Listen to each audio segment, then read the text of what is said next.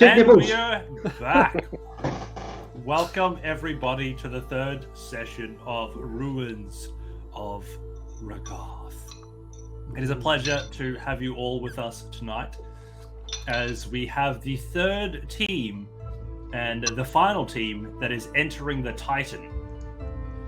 For those of you that have joined us so far, you would have heard the tales of the first group who entered in was it the Thigh, Jeremy? First group was the Thigh, that's correct. And then we had our second group, which managed to enter through the rear. And all of them making at least some of their people up to the top of the Titan, ready to take it down. And then we had our last group today, which are the lovely crew we have with us from Raging Rolls. And this group will be entering from a bit of a group vote in the naval. So we'll be penetrating the belly button tonight. And is it an innie or an outie? Well, come on, you can't spoil it all just yet. Gotta wait for the story to unfold. I feel like that's a core part of the whole thing. So I believe, am I correct in saying we got $100 donation outside of the stream? We did. So a amazing effort to everybody so far. Now I think we're about $100 off of the $3,000 mark that we're trying to hit for Beyond Blue. So what I'm hearing is we're $1,950 ahead of our $1,000 mark that we were going to try and get. Just absolutely smashing it.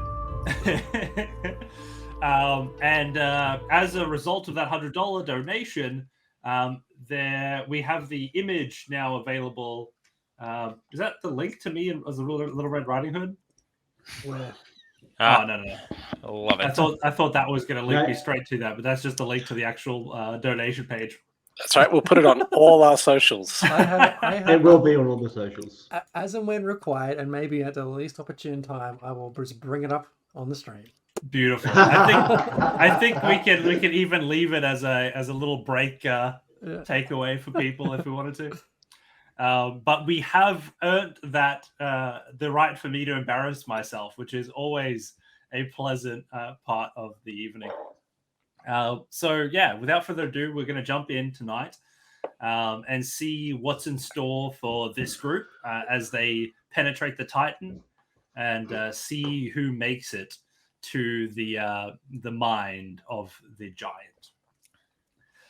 Who are we all bringing to the fight tonight? Starting with on my right, Dan. Tell us a little bit about your character that you're playing this evening. I'll be playing primary Sheriff Dan. He's a Warforged gunslinger. He has a little friend known as Briefcase that follows him around. And with his guns, Robin and Doom, he will protect the Empire. Beautiful. And below me, Mark, what are you bringing to the table? Bringing Fratelli Dondalon, who is an Akra. Nailed it. Sorcerer. And my arsehole cat ate his backstory. Fantastic. You may remember him from a PvP session, I think, probably about a year ago. I've played him once. This is going to be interesting. Just to confirm, did you dusting him off and going for it? He was the PvP that I think you beat me and Dave. The one that flew around to basically all edges of the map and couldn't do shit. Yeah. Yes. And then died. We're bringing him back. Woo! Nice. Glad he could join us. And next up we have Jeremy. Who are you bringing tonight? I am bringing Muck, the dwarf wild magic barbarian, who's a bit of a failed stonemason merchant because he just got angry, hit rocks too hard, and always would break his commissions. So that makes him pretty pissed off, but he knows he's got some value to add, and it's probably just in hidden things. Awesome stuff. And last but definitely not least, Dave, tell us why you're back again this week and who you're bringing. Morris the Sqeak. Morris the Sqeak was a previous member of Team 2 went right up the quoit, got all the way to the final room, and then sacrificed himself so that the team could progress. And then him and the Darren, which I just absolutely love the Darren, they decided to bugger off and go get drunk. And as they were exiting, they saw a Team 3 looking a little bit underpowered. And so, Darren was like, do we go drink? And I was like, yeah, let's do it. Turned out that Darren did not have the strength to get us all the way to the drink and dropped me. And so I came to with the team, kind of, giving me a little bit of smelling salts and waking me up and casting a little heal on me to get me up to scratch. And I was like, well, while I'm here, I might as well, get back in this bastard and see if I can get to the top. Nothing wrong with a good second attempt at these things, hey? Yeah. So wonderful. As we begin to jump in, we have all of you standing at the front of this platform that now... sorry, Jess? But before we kick off, let's just remind our viewers that this is all in support of Mental Health Awareness Month and Beyond Blue, and that we are raising money for Beyond Blue, which you can see you can do that via the top right-hand corner of our stream. You can actually donate an item to a player of your choice, and more than likely we're going to need it. So please help us out and try and help us survive. In the last couple of rounds of this, more than half the party has failed to make it through and failed to survive. So we're going to need every bit of strength we can get. Further, should we surpass $3,000 in total raised, there will be a Star Wars one-shot, I think. Is that right? What you've heard, Dan? Yeah, Sheriff Dan's going to run a Star Wars Edge of the Empire one-shot in November. Very excited, because who doesn't want to play Star Wars? I'm in. This is true. It's going to be awesome. He's just going to have 20 player characters on the stream. Just endless. I love it. Also, if you have any top tips about how to play a sorcerer, sound off in the chat. We'll do a play-by-play. We'll let you just guide Mark, and we'll do what you say. It'll be great. Absolutely. So much to that effect. Let's play a fun game for a good cause. And really, the goal is to for you all to throw in the most overpowered donations you can, so that the final fight next week is a breeze, as they truly conquer what is addling this Titan's mind. So we'll see how well that goes. And as always, we're playing this quite like a Hunger Games style, where if you, as the patrons, pay the fee, a floating cache will drop down in front of the players. Dan, you have a question? Someone donated $100 before the stream. Does that count? Does someone get a legendary item? Oh, It's a little Red Riding Hood dress. oh, That's the reward. That's the reward. And its magical effect is it makes you look fabulous, as it turns out.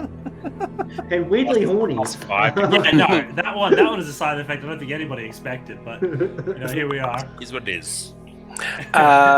Also, just quickly, Mr. DM, can you delete my token and then bring it back?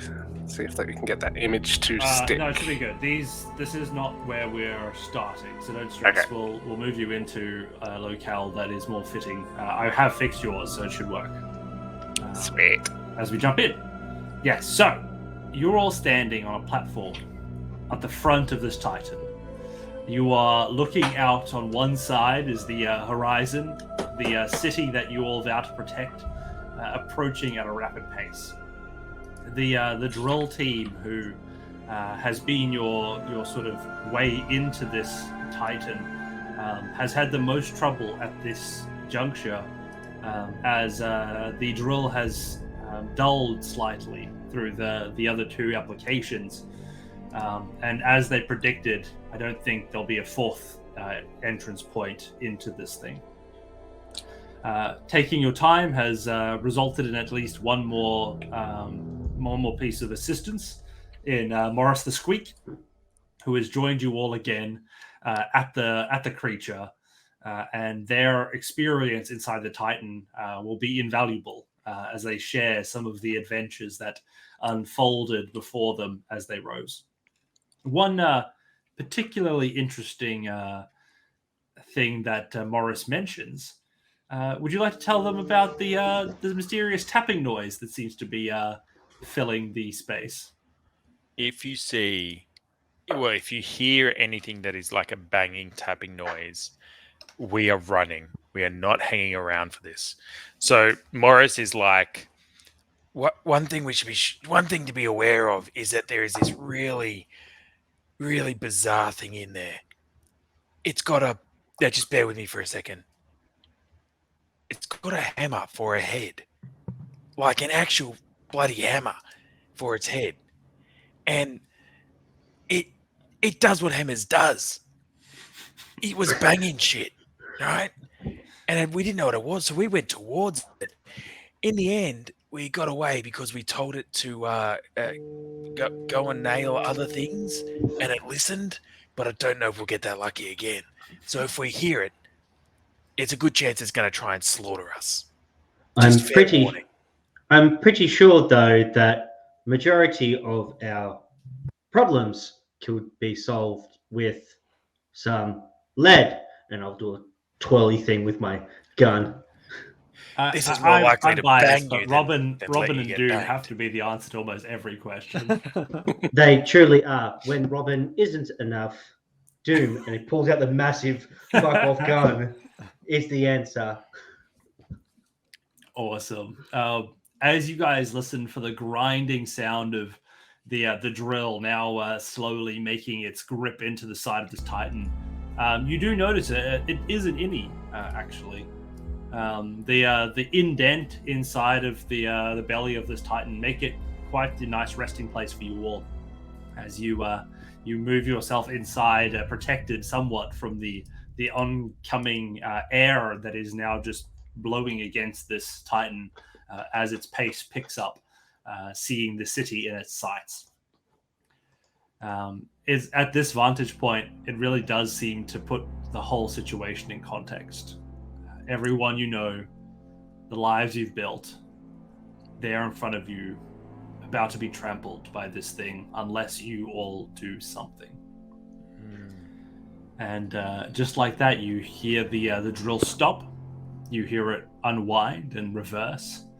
And as the crew makes their way sort of back from the entrance, you all notice an opening into the stomach of the Titan. Morris, the Sqeak. Yeah. What can I do for you, machine boy? Does this being have a spine?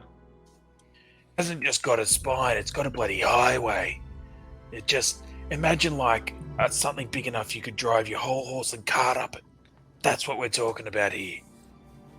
Do you think a rather large explosion could topple the beast? Yeah. Negate the need to go up. So let's be clear, the size of the explosion you'd need is well. Where did you get that here from? Well more than we've got on us at the moment. We flew a bloody couple of a whole party up there at one stage, and there was a giant beast and we were fighting in its spinal column. Whatever we can do will probably barely tickle the damn thing.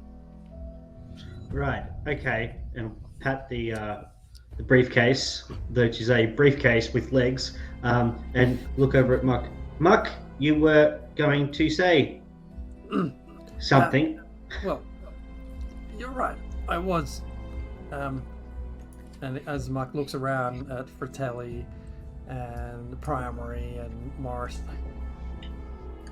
what hope do we have here with a tin can, a musician, and excuse me, it doesn't even look like you've brought your weapon with you today, Fratelli. You're a musician here, where? Well, a performer, as it were. It's not a tin can, it's briefcase. He's not made of tin. What are you made of then? You don't sound like you're made of flesh and blood like we should be here. I am made of wood and various assorted metals and arcane elements. Right. So we're now breakable and burnable at the same time. Who's boning who? Burnable. You can boom. You can go boom. Want to We try it? Huh? Inflatable Cat is playing favorites again tonight. We've got a major blessing for you, Dave. Look, I think just Love it. I'm keen to get in there. It looks like I need to pull this party together and just slam some shit to break this thing down. Let's get in there. Let's And I'm gonna turn do it in. this.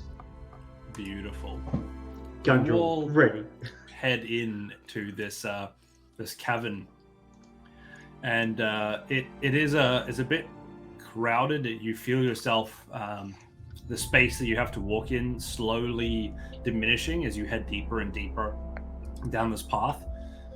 As a lot of you are sort of heading through, it comes to a point where you sort of have to start sort of crawling on your side just to fit through the crevice that now awaits you there.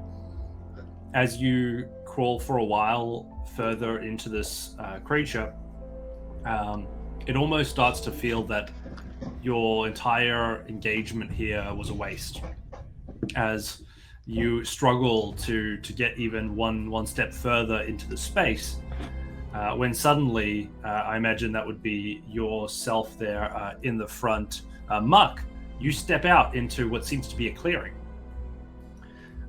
in this sort of naval passageway, and it's dark as anything in here. Do you have night vision?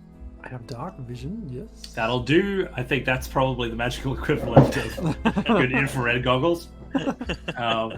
As you gaze around the space, you notice that in almost all directions there seems to be pathways. You found yourself into some sort of network of tunnels that exists inside the Titan. One directly ahead of you, one to your left, and then another to your right. Coming out to it, Muck's like, well, shit. First hurdle. Tin Can, can you come back and tell us which way to go if you can sense anything? Tin Can? Dan? Tin I Can's looking a apologize. little bit. He's looking a bit Sorry. insulted, I think. I thought you were talking to the briefcase. Again, I'm not made of tin. Okay. What are do you you made require? of? Stick man. Not made of sticks. Just fucking, which way do we go? According to my manual that I was reading, because I forgot what Warforged could do, I believe we should go this way. I'll just point in a random direction because I have no freaking idea where we are. All right, roll a 1d4 for me. Hell yeah. While that roll is happening, I'm going to yell out to Muck. Is there a way up? Are any of them up? I look around and see if any of them go up. Level, You look up, down. and it's just the sort of ceiling. Any of the pathways tend to slope upwards. I think the left one would slope upwards. But the one that your Warforged companion pointed to was the one to the right. Morris, yes, fair point. Yeah, maybe you should be up the front here. There is one over here, not the one the stickman pointed to, which does slope up just a fraction. Fratelli, No. what do you reckon? What he said, pointing at Stickman. Shit. The blind leading the blind. Yeah, I don't think Also, I actually. I'm happy to double check whether I've got dark vision, but I don't think I can see shit. Again, not sticks. It's more of a titanium oak alloy. That's too many words for me to try and say. With Yeah, we need some brevity. We need a little bit of snap to it. Just call me the. He goes silent for a minute. You see his eyes kind of dim as he's thinking. Call me Recalculate. Sheriff. Sheriff Can. Ha ha ha ha ha Muck, ha. Muck, I've seen some great songwriters in my time, Muck, but you've got an ear for it. Boy, if your brain is, if your sword is half as good as your brain is fast, then we're fine in this place. Stick with me, Morris. And I grab Morris and I start heading down the left-hand path. Morris just peels your hand off. Being at the front's not my thing, mate. I'm gonna take a few steps back here because up front's where the death happens, and I'm back here singing the tunes. So. Turns to Fratelli. Fratelli, come, give us some company. Is anybody listening out or perceptioning? I was Briefcases. Sorry. I was gonna fire a firebolt down the hall. The way you're going? Yeah, just to illuminate, to see how far it goes. Just a little. All right. And that was a fire bolt. Yeah, little cantrip. Beautiful. You load up your firebolt, you throw it down the hallway, and you see it sort of go for its 120 feet as its max range, and you just see it spatter out. Well, looks like there's a fairly straight path. I can't really see anything else. Yeah, that one firebolt just blinded you even further now from the difference. We're You all just heading shooting down the down the pathway? halls. Yeah, come on, Muck. What? Let's go. So you all wander down the pathway as the firebolt predicted, a long and straight pathway, slowly rising up, the incline being felt on your legs as you all march forward in the space. It's as you get a little bit closer, a little bit further than what the firebolt was able to show, that the path begins to turn and curve slightly upwards, as well as to the right. And as you guys again increase that incline, you reach a point where you notice a substance on the tunnel as the tunnel almost goes completely vertical. For those of you that have the ability to see in this space, you recognize something that looks like webbing or a cocoon-like fabric that encompasses this whole hall that now leads almost directly vertically. Muck just stops dead and freezes. What is it, friend Muck? What? No, What? Wait. it doesn't look good up here. I think we're taking the wrong way. Sheriff Why? Tan, maybe Sheriff Tan, can you come and you suss it out? Or Fratelli, or Morris, just someone. Very well. Does this call for some doom? I think it calls for some fireball. I can make But fire. I don't really like the idea of attracting whatever made these things in the first place. You only live once, and I. He starts walking forward. He's got the doom gun ready to go. Love it. Now, As- at a certain as- point, as you Sheriff will. Tan walks off. Muck turns to Fratelli's like, "Do you think he's alive at all?" He was looking- I heard that. No, you didn't. Are you going to? Because at a certain point, it goes completely vertical, right? So, are you going to climb up the webbing?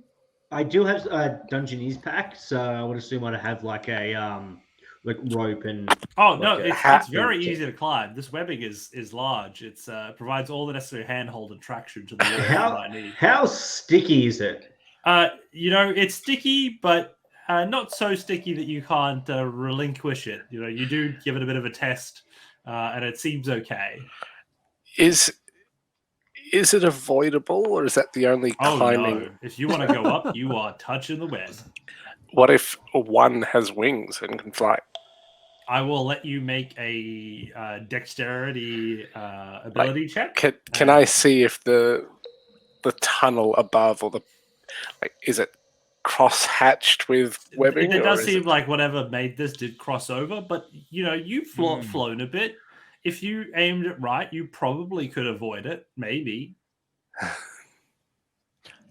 I'm gonna look at Fratelli and just be like, Hey, you mumbling about flying there? You wanna give me a lift? I'm much easier to carry than wait around for my slowness. It What will about give if you I disadvantage to any flight checks. What about if I just, hang out? You just grab me by the shoulders and we head on up. You can just fly us up. Sure, why not? Okay, Yeah. fantastic. I'm already halfway up. So you've been climbing? Excellent. So you climb up out of sight of these two. Do you now attempt to lift Morris the Sqeak? Absolutely. Fratelli? Excellent. Love So it. give me a sort of a dex ability check for me. See just how dexterous you are in this maneuver. Did you say this is with disadvantage? Yes, because you are carrying a little bit of dead weight. Good looking dead weight, no. though. Nice. That's a 6. With this 6, you climb. You fly way up initially with great strength. Your wings flare out, and carrying your companion, you start to push off of the ground with determination and the strength of a trained flyer. There are Just like stories. last time. Yes. I say, close your eyes. Feel the magic. There are stories about your endeavors in some of the flying sports of the city. As some of those that participate in airbound jousting will confirm, you've been one of the champions for quite some time. And taking all that prowess into this chamber, you leap into the sky, but you didn't account for the amount of alcohol that was being carried by Morris the Sqeak. It just didn't make uneven. sense. And Sloshing around. as you jump, you're suddenly overbalanced in one direction and then overcorrecting to the other. Your wings catch some of the webbing, and you feel yourself plowing into this thick webbing, far more entrenched than would be ideal. And you both find yourself now adhered to the wall, and you will require a strength save to actually get out. What about a little bit of a controlled firebolt? A little with bit of one cantrip? hand? Pew, pew. With what? If you weren't completely now covered in this, I would give it to you. But you have unfortunately been stickied up. Who says that has to be with your hand? Would I have seen this from the bottom? Of the... You probably would have heard it, I think, quite quickly. But you being at the front there, Sheriff, make a perception check.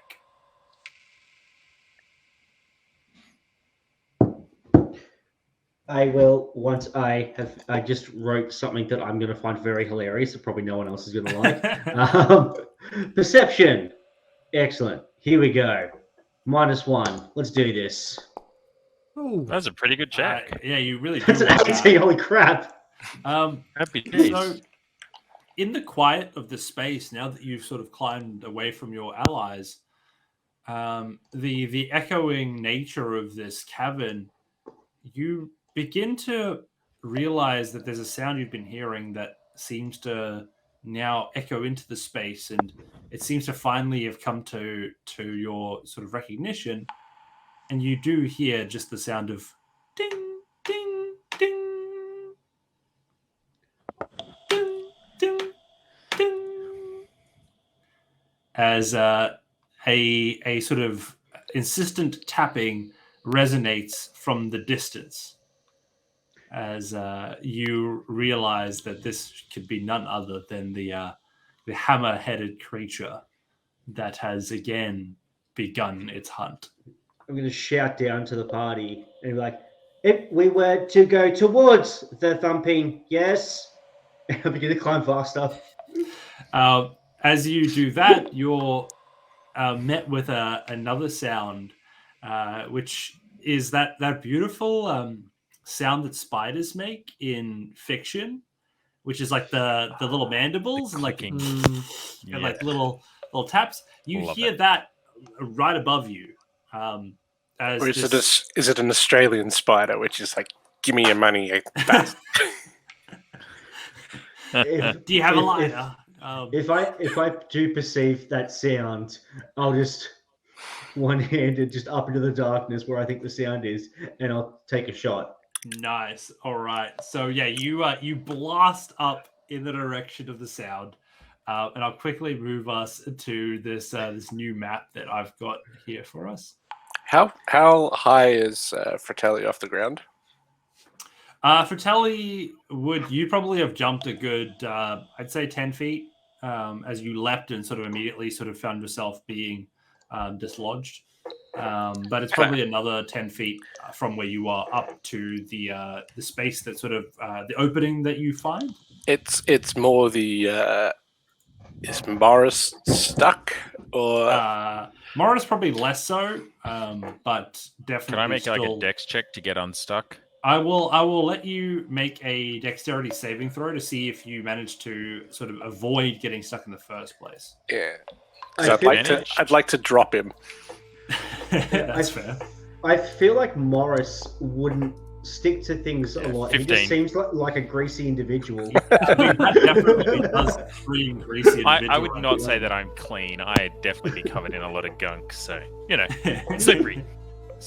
Yeah, you managed to slide right off of that. Your slipperiness does not allow you to quite get stuck on this webbing. Muck calls out, "Is it safe to come up?" You hear a gunshot fire in a reply. I can't see it. I can't see the map. He just goes, we got one of those guys, haven't we? Yeah. Yeah, every single Ditto. stream.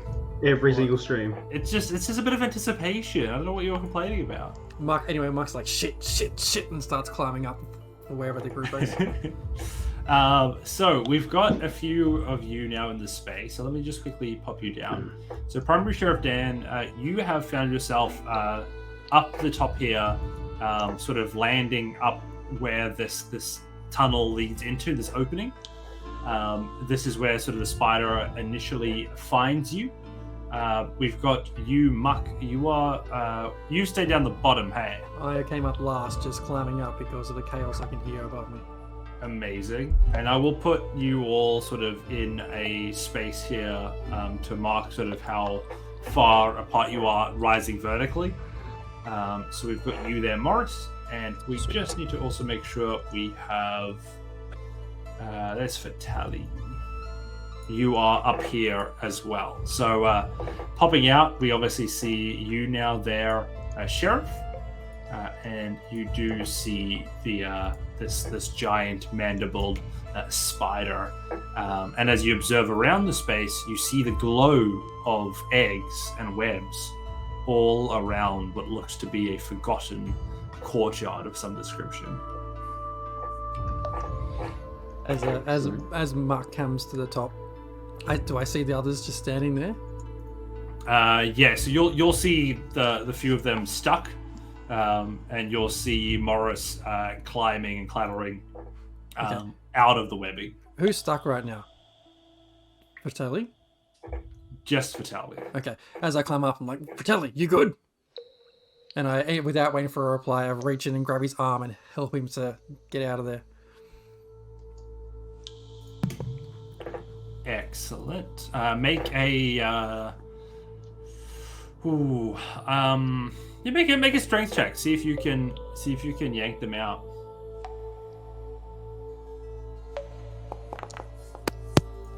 That's a 5. You realize that the issue is just the amount of surface area of Fratelli's body that is now stuck in this thing. All of their wings also now dragged. The surface tension alone would be tough to overcome. Did he get any hand free or something like that? I will let you, if you want to use your an action to actually intend to get a hand free, I can let you have that, but not a generic sort of pull. I'm going to reach back in and just all right, this time I'm going to give Fratelli, where's my features? Bolstering, which gives him for 10 minutes a D3 to any attack roll or ability check. Oh, nice. We will definitely get it to enjoy some of that. But with that, you all have found yourself in this space. with our lovely friend here, and I will show the character artwork to you all. Cool. You see this blue-legged, white-bodied spider clatter down with jewel-like eyes that now stare down at you all, each of you almost fitting into one of those eyeballs.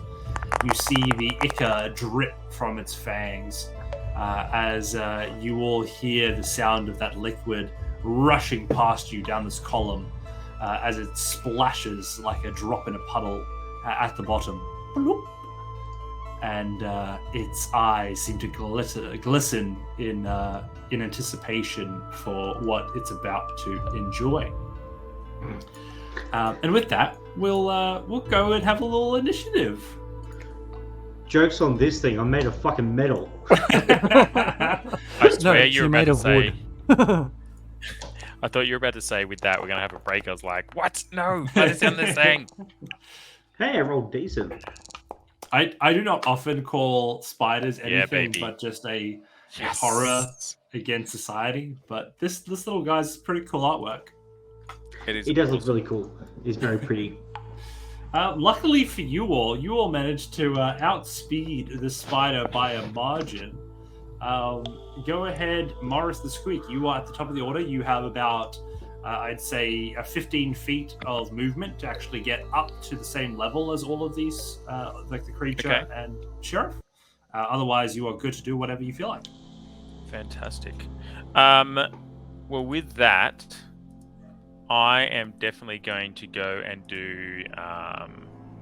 First thing I'm going to do is just get up in the right spot. So I have to run and hide a little bit. So 15 feet, and then kind of move another 15 feet over to the side here. Nice. And then I'm just gonna look at. Is this person here at the top? Is that Sheriff. That's the sheriff. That's the sheriff. Howdy, folks. Beautiful. I'm just going to look at him, and I'm going to give him a little bit of bardic inspiration with my bonus action. Nice.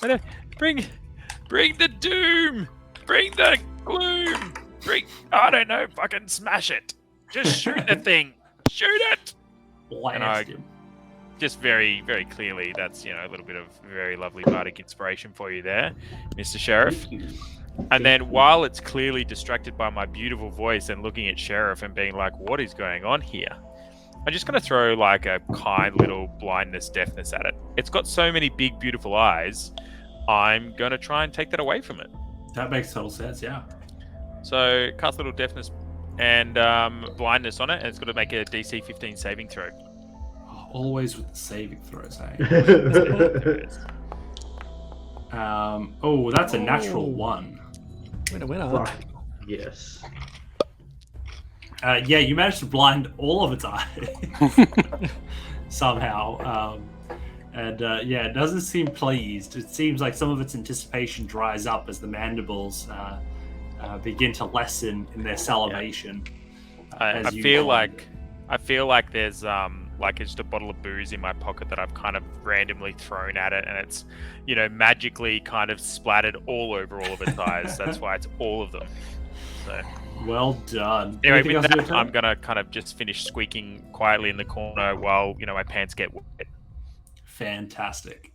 Yeah. Next up on our turn order list, we have Fratelli. You are stuck. What do you do? So you said it was an action to unstick, or at least try to unstick? Without assistance, you will need to try and do a strength saving throw to try and just break out of the webbing. And there's no no cantrip I can sort of pew. Yeah, I think Let go? just for the sake of mechanics, there's a level of animation you need to be able to move the magic. And you have a Through D3 the bonus body. to your ability check. I do. Cool.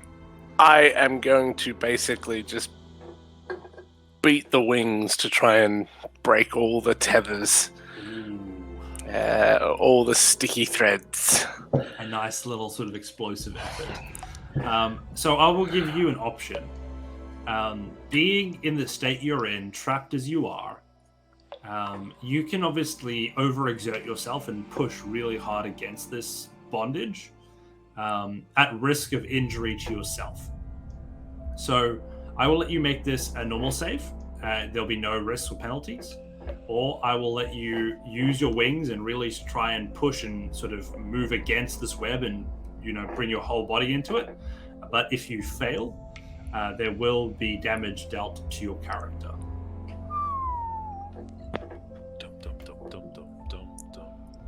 No, let's go the damage option.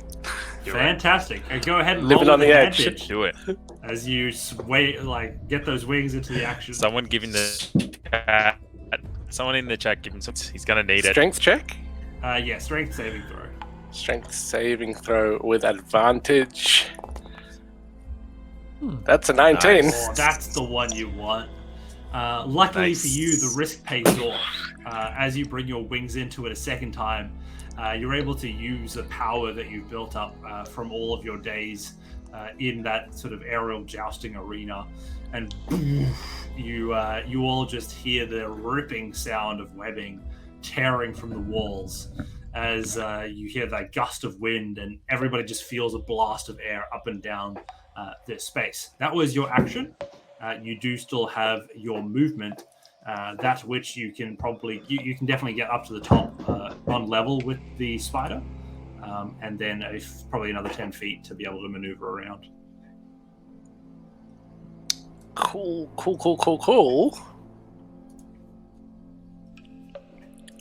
I will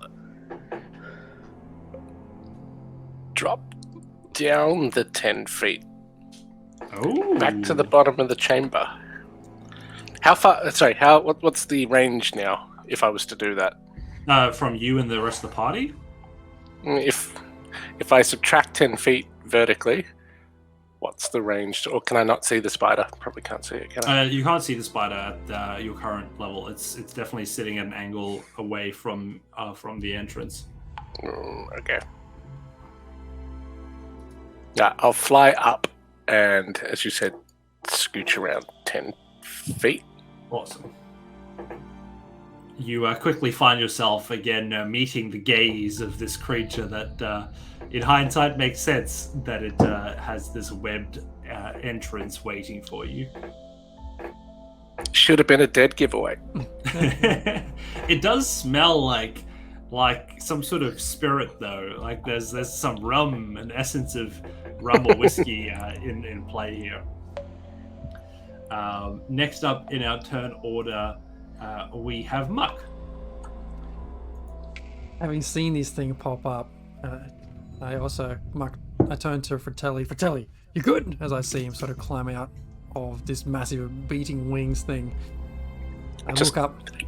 Again, thrash the wings a little bit, try and get any residual sticky web. All right, you're good. What I want to do, let me know if I can do this, is I want to stamp on one of those egg things, fucking rage, and go swinging at this thing's feet. You gonna Leroy Jenkins this shit? Absolutely, I am the Leroy Jenkins. All right, beautiful. Okay. So you want to step and then rage, or rage then step? I want to step, and that's going to fuel my rage. Okay, awesome. So you step, and you hear like a slight crunch as you smell some sort of say an acrid scent that rises from where your foot last touched down, and you feel your foot squelch down into some sort of gooey material.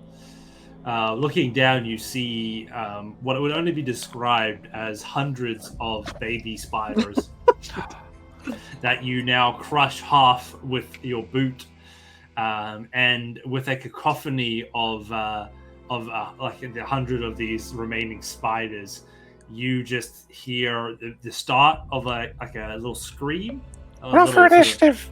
a cackle, And then you also just hear that sound of these sort of spiders in the symphony spread then across the rest of the room as you all begin to see that the white webbing and these eggs begin to burst open.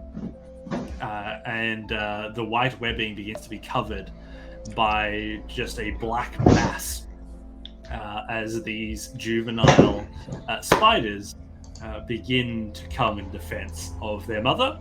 Mm-hmm. And there are, hundreds of baby sisters and brothers that just got murdered in one fell swoop. So we'll add a couple more of those to our initiative quickly. Sorry, team. Wasn't the plan. 100 initiative rolls. You can't be kept, you can't imagine this stuff would happen, it's fine. Yeah. So I'll just add, for some reason, D&D Beyond's generic asset image is just like a jaguar or something. So yeah, these all begin to peel out of the area around you all. Beautiful. So those get added. Let me quickly make sure they're all in the order. Bam. And we've got ourselves a whole bunch of new enemies. That's always exciting, hey? Well, shit. I mean, define exciting. That's because I was running away from the bad dudes. I mean, I'm talking very selfishly from my perspective. Let's go. Awesome. So yeah, you crush that, and then you rage. And what do you do after that? I rage, which I want to go and have 2 attacks, one on each, or first try and take out one of its legs. Beautiful. And you're doing that with your weapon, which is? Which is a great axe. And do you have a shield on you? I do, but it's currently behind me because I haven't had time to get that shit out yet. Oh, so I'm excellent. So you are two-handing this great axe. The old and a good offense is the best defense. Yeah, so I come charging forward to this mofo right here, attack him. Raging gives me a +2 to strength, right? No? Yes, strength checks and things like that, as well as extra damage on your rolls, that your damage rolls, I think. +2 melee with strength weapons. You also, just to confirm, I can't remember if... Did you just say this, but because it's blinded, you get advantage on the rolls? Ooh. Okay. That's very good. I get +2 damage on... Sorry, I just want to double check it's +2 on the attack or the damage. It's +2 on damage. Yeah, you just hit harder with your aggression. So I get advantage on the attack roll. Yep. Which is 20 to hit. Go, it hits. Damage +2. Normal. Nice. Oh, that's 11 on the first hit on the first leg, trying to take that leg down. Awesome. So as that first hit happens, you see your axe ring true, and through seeing red, you are easily able to get yourself lined up, and from experience that this thing is going to crush it. And as your axe was to go through this creature, you realize that it no longer is where it was. You should have hit it. You never got the satisfaction as your axe travels further, and you swipe through the webbing around you. Those of you that weren't raging and might have been watching would have noticed a slight purple shimmer prior to the spider just disappearing from sight. So I've swung at this thing like full might, and it's nothing but air. It was going. It was going. All your battle instinct told you that you were about to just murder this thing. I can see myself having not hit it, doing like what happens when you fail at a golf swing and you kind of swing right around the other way. It's like I turn back to face the party and I'm like, what the fuck is it? Does it appear anywhere? Where? It's a spider. Where the fuck is it? Jumping spider. I think what you mean is, why is it? Nobody ever asks how. Hold on. Nobody's When ever is asked it? me, Maybe the issue it's not in our time zone anymore. Is it in Brisbane? Maybe it's not in daylight savings time and it's an hour behind us. If you just wait here for an hour, I'm sure it'll be fine. Has it appeared anywhere yet, or it's just poof It up and gone? hasn't. Okay. It's As a result of me raging, there's also a wild magic surge. Oh, yes. So you raged before you hit it, so I will retroactively allow you to do damage if it makes sense. I raged Hey, before I hit it. What do you mean? So you rage, You had raged. and Yeah. then you attack. So your rage is like a separate action almost. It's a separate trigger. Right, okay. I gotta roll a d8. My bad. Do it. 2. Oh, I teleport up to 30 feet to an unoccupied space I can see. Until this rage ends, you can use this effect again on each of your turns as a bonus action. Oh, That's really so fun. awesome. So I I'm do just gonna love go the idea of the teleporting barbarian. over here. Poof. No, So, I'm not. you, I didn't see that thing No, over no, there. no. What was You'd it have called? to be within hitting range of it, right? Because you swung at it. Yeah, you swung after the teleport. Yeah. So you just like on the Yeah, other go side of to it or it. something. What? Okay. Because you the teleport happened before you attacked canonically, because Oh, okay. that's the cool. trigger. Cool. Well, let's say I teleported there then. Poof. Go. Hey DM, having Yes. watched old mate do the golf swing and just spin around in a circle and not hit anything and that suddenly disappeared, could I make maybe an Arcana or a Perception check to see if I can yes, tell what's happened? please.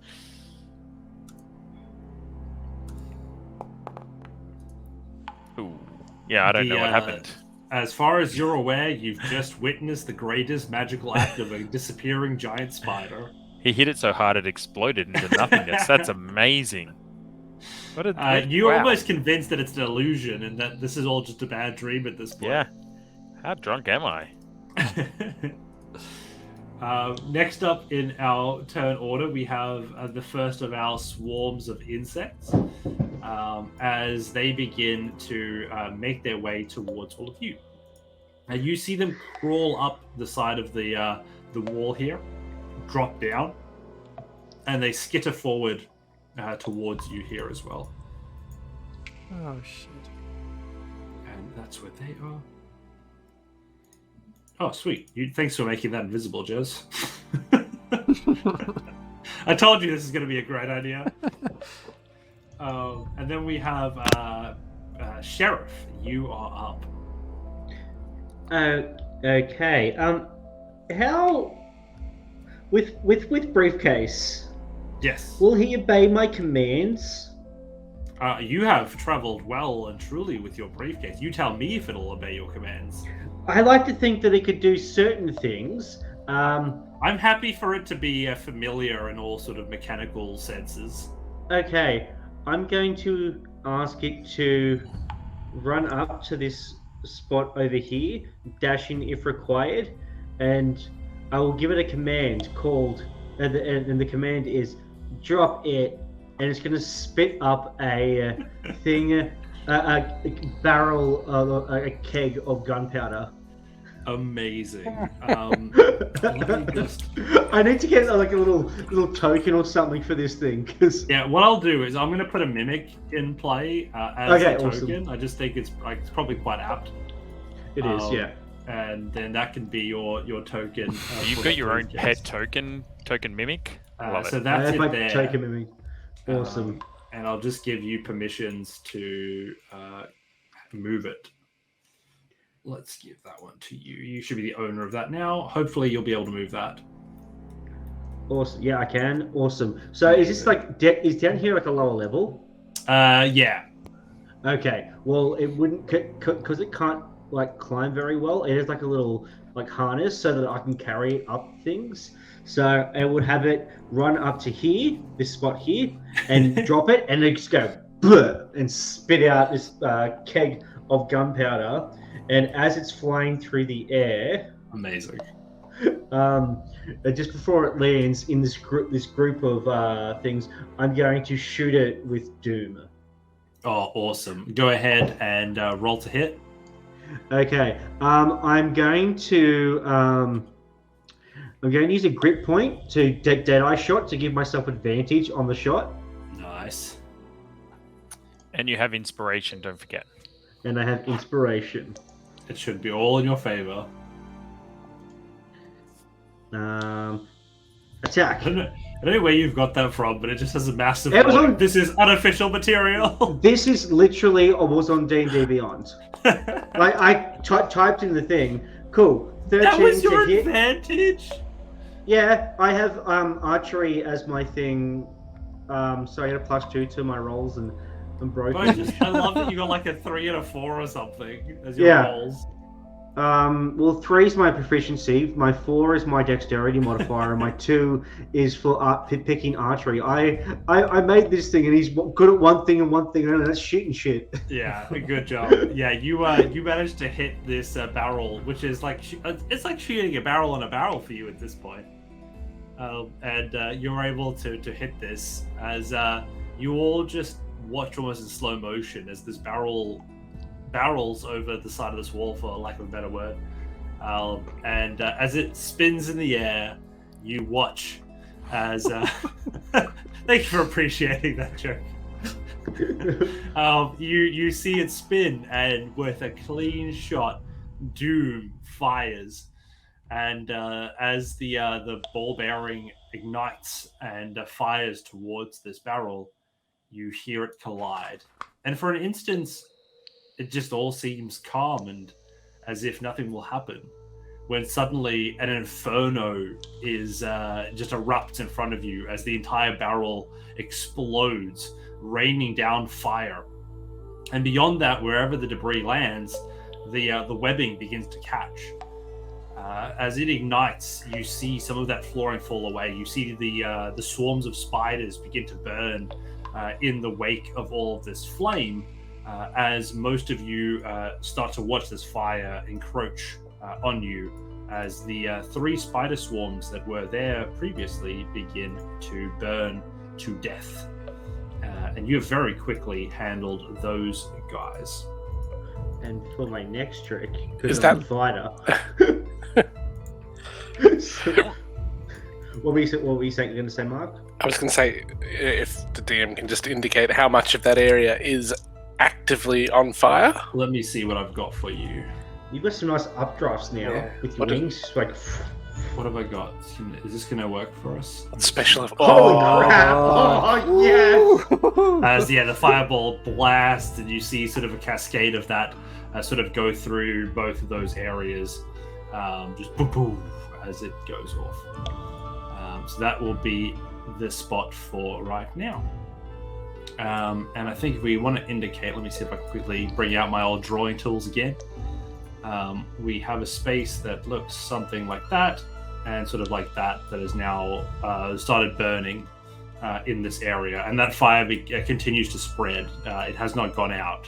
The web providing a beautiful sort of kindling for it to spread across. Yes. I'll then fold around back here, and I'll use my second action to hold my second attack to hold until the spider reappears before I shoot it. Yep, awesome. So yeah, you're preparing that action, ready to blast him. I think this one gets an attack of opportunity from though. Which one? Because you moved out of the space. That's right. Yeah. Cool. Yeah. So it will attempt to get you, and it will. I think what it'll do is it'll actually just it'll just swarm you, and it'll just move with you. It's occupying your space now. Okay. So it doesn't get an attack of opportunity, but it now lives in you, which is kind of fun. That doesn't really bother me too much. We can't actually feel exactly. These actually may or may feel not anything. be termite spiders, but we'll find out soon enough. it.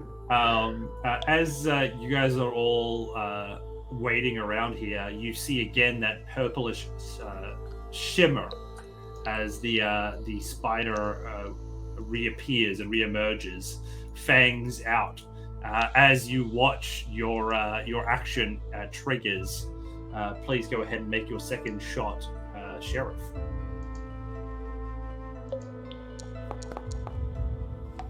$26 to hit. That'll do it. And I'm going to use my second and last grit point to use make that a violent shot, so I get an extra damage die. So with that 14, add in a d12. 8, so 22 points of damage with one shot. That's quite the shot. You manage to blast off a leg or two of this creature as well as you just blow ball bearings from all directions at this creature. As it takes that 22 points of damage, you notice that this creature does not seem to be able to take much more. It begins to leak ichor from your wound. Is it still blind? Yeah, completely. So does that mean I would have had advantage on that roll? You can roll again to see if you somehow nat 20 it. Oh, so close. Okay, no, never mind. always happy for retrospective nat 20s. Next up in our turn order, we have one of the other swarms. So we have the one that's now sitting next to you, Sheriff, or on you, I should say. And they are going to all begin to lay into you as their teeth all start to slam you. And will attack. A 11 to hit, I assume doesn't hit? No, they bite metal. Breaking Fantastic. They are trying, but unfortunately, they just aren't termite spiders. That's for the next session. And then we're back at the top of the order with Morris the Sqeak. Brilliant. Morris is so excited by all the gunshots that have been going off. He's still not convinced that he's safe in this environment. So he's actually going to drop a little bit of hideous laughter on the creature, right? On the big guy. And he's just gonna cast that. So I'm gonna tell him a little joke and just go, you wish there were termite spiders. you wish, because then they'd be useful. But if I was better at jokes, I wouldn't have got fired. And then I'm just gonna hide directly behind Fratelli here. So I assume I'm hiding behind Fratelli in fear as I've wet myself. So DC 15 saving throw for hideous laughter. Awesome. On the blind spider. Get that for you. I don't think he gets any disadvantage for being blind in this situation. And he manages to save the 19. It was a bad joke though, so fair. It was a pretty bad joke. I totally understand. And I don't think he has the ability to laugh. So it would be hideous. It would be hideous laughter. Just mandibles. Well done. Next up, that was awful. Whatever that was. We have Fratelli. I like the idea of making something burn, but at the same time, I like a little bit of acid splash. Pew, pew. I'm gonna hurl a bubble of acid at old mate the big spider, and because there's another thing in range, 5-foot range, I can get that one too. So both targets need to succeed on a dex throw. Oh, so you're throwing this towards the main spider. And main the swarm, spider. right? Choose one or two creatures you can see within range. If you choose two, they must be within 5 feet of each other. Awesome. So splash, splash. Motherfuckers. Cool. So let's get the first one to their save. We'll do saving throw for that one. That's big spider is an 18 and unnatural 20. And then the other one is going to do a unnatural 19. Boo hiss. Did it still hit or was it just half damage? Nope. So it's just. It was just a cantrip. Right, that's cool. I do still want to let us enjoy some of the new effects we have. So here is, as far as I can tell, let me get this out. Here's beautiful the acid line misfire. we can do. I just It's like vomit. as you just blast him. And that yes. was my turn. Well spent. Well done. No, if at all, you've just allowed me to use this as a tech demo opportunity. We then have Muck. Muck. So this thing has just appeared right behind him. Yeah, it's just popped into place, exactly where it was, which is very infuriating, and even drives you further into anger. I can, feel as like a bonus action, jump wherever you want. Yeah. But yes, it is right in front of you. I feel like he came around, turned back up as I finished spinning my helicopter spin, and having seen him appear, I'm just going to try and take out that leg again. Just keep the spin going. Extra damage die, you've got extra momentum, right? There you go. You've just been like hammer throwing it, getting it ready. So I've got advantage on this because he's still blinded, correct? Yes, indeed. Yeah. Oh, that's a 25 to hit. That'll do it. Oh, he wouldn't have had disadvantage on the dex save? If it required him to see, then yes. Oh. Come on. Kill it. I will do another lot there, just for the sake of fairness. So yeah, the second time I've got a 5 for the main spider, and for the spider swarm, we have a 4. So the disadvantage there definitely helped. I will resolve that in a second, but we'll do the slice first. Okay. You with a Dual 25. kill if it happens. Let's see what you roll for damage. That's a 9 for damage. Beautiful. The first strike. And then just going again. If that leg's still there, he's just going to hack at it again.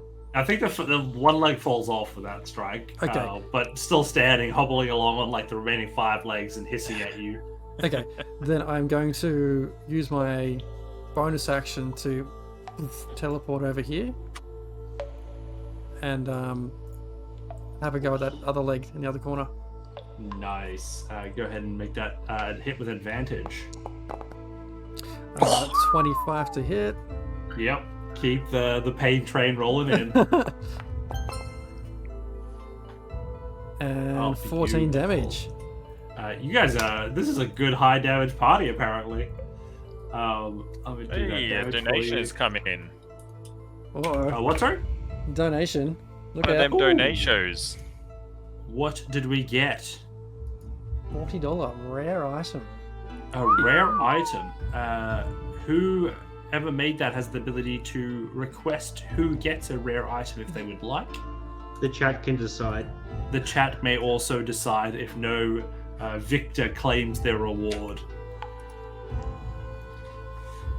We'll first and best rest. We'll make sure we get that out to the team. Thank you so much for that. And I think we're at $10 off now from the 3,000. Oh, close. $10 off. This is crazy. This is so crazy. Insanity. Yeah, I mean, D&D every year is worth it if we can contribute to Awesome this causes. great cause. Yeah. Yes, so as the fire spreads, your axe lays into this creature, quickly removing its legs. A added side effect of that is that you notice now that the acid that covered these creatures, which didn't quite get purchased on their rough chitinous skin, now with you slicing it up, you see that acid seeping in and you hear the sizzle as it begins to tear it apart. Can you roll your damage, please, Mark, for your acid bubble? And thanks for the follow, Jungle Peach. Welcome. Yeah. Welcome. That acid, as it spews over, does have a bit of a jungle peach juice kind of smell to it. It sure does. And we'll just have another quick view of that, just so we can make sure we all are aware of what that acid line looks like. That's Oh, I love Amazing. it. Yeah. Projectile jungle peach. You. I don't know why it's rolled. I don't know why it's rolled 2d6. That's fine. It's a 3 in because it was 1d6 a piece. So I'll just say it's a 3 to the biggie, yeah. a 2 to the. Cool. But with that, as that seeps in and the slices happen, you notice the creature slowly fall now off balance with half its legs gone, and you see this acid begin to eat at it.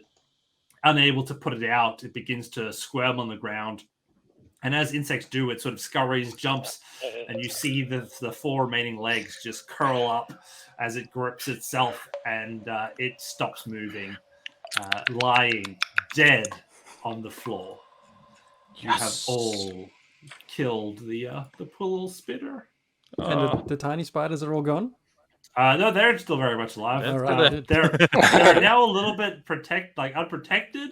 I think they get a general vulnerability vibe. The one has taken, I think, 2 points of damage now as well from that onslaught. I was going to say, for years to come, Muck and Fratelli will argue over who got the kill. You know what? I'm happy with that. if they survive. That's true. As the spider curls up on its back, Muck just keeps laying into it like, fucking my kill! Just the blood splattering as you slice. Extra gore. Overkill. And with that, we have next in the order is one of our swarms of insects who now crawling over the body of their dead mother. Nope, didn't mean to murder them. Crawls after probably you, Fratelli, the acid blaster, as they quickly rush over and begin to try and take you out. We will get a bite towards you. Let's see what that is. A 12 to hit.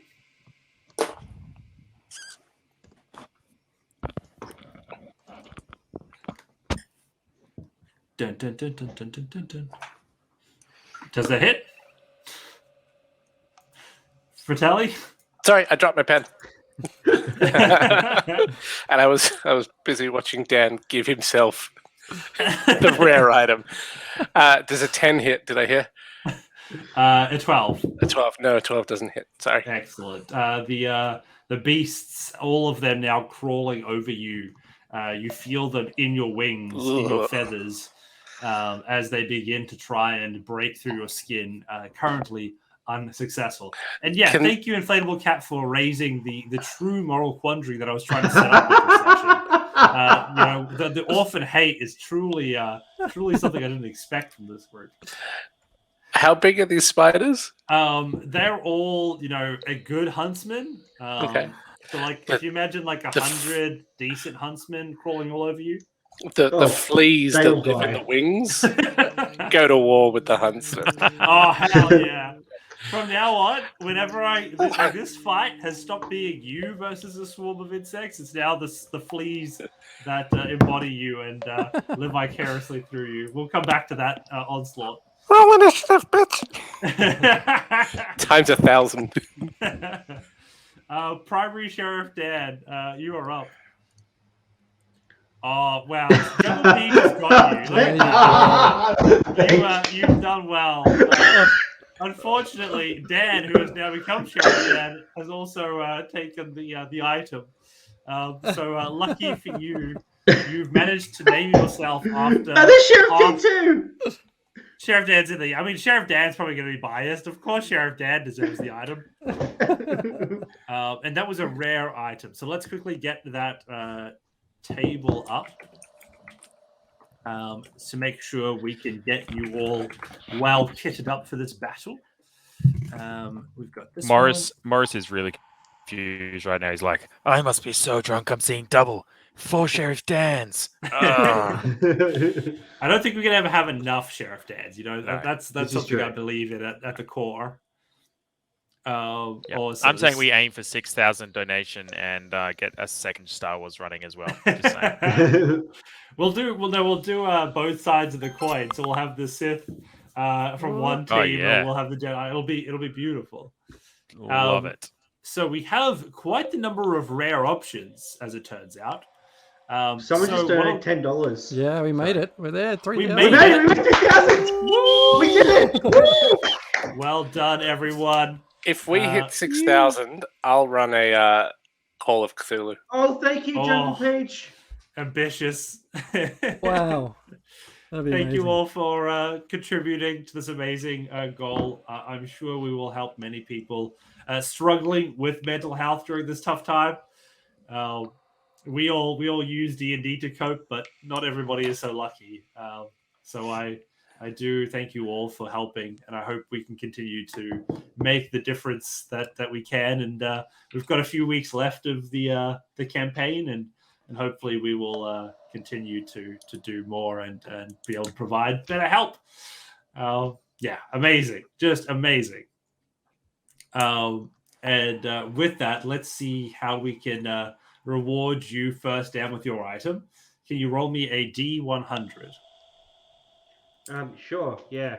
Sorry, I'm a little bit emotional. It's like, wow, you actually friggin' raised that much money. Holy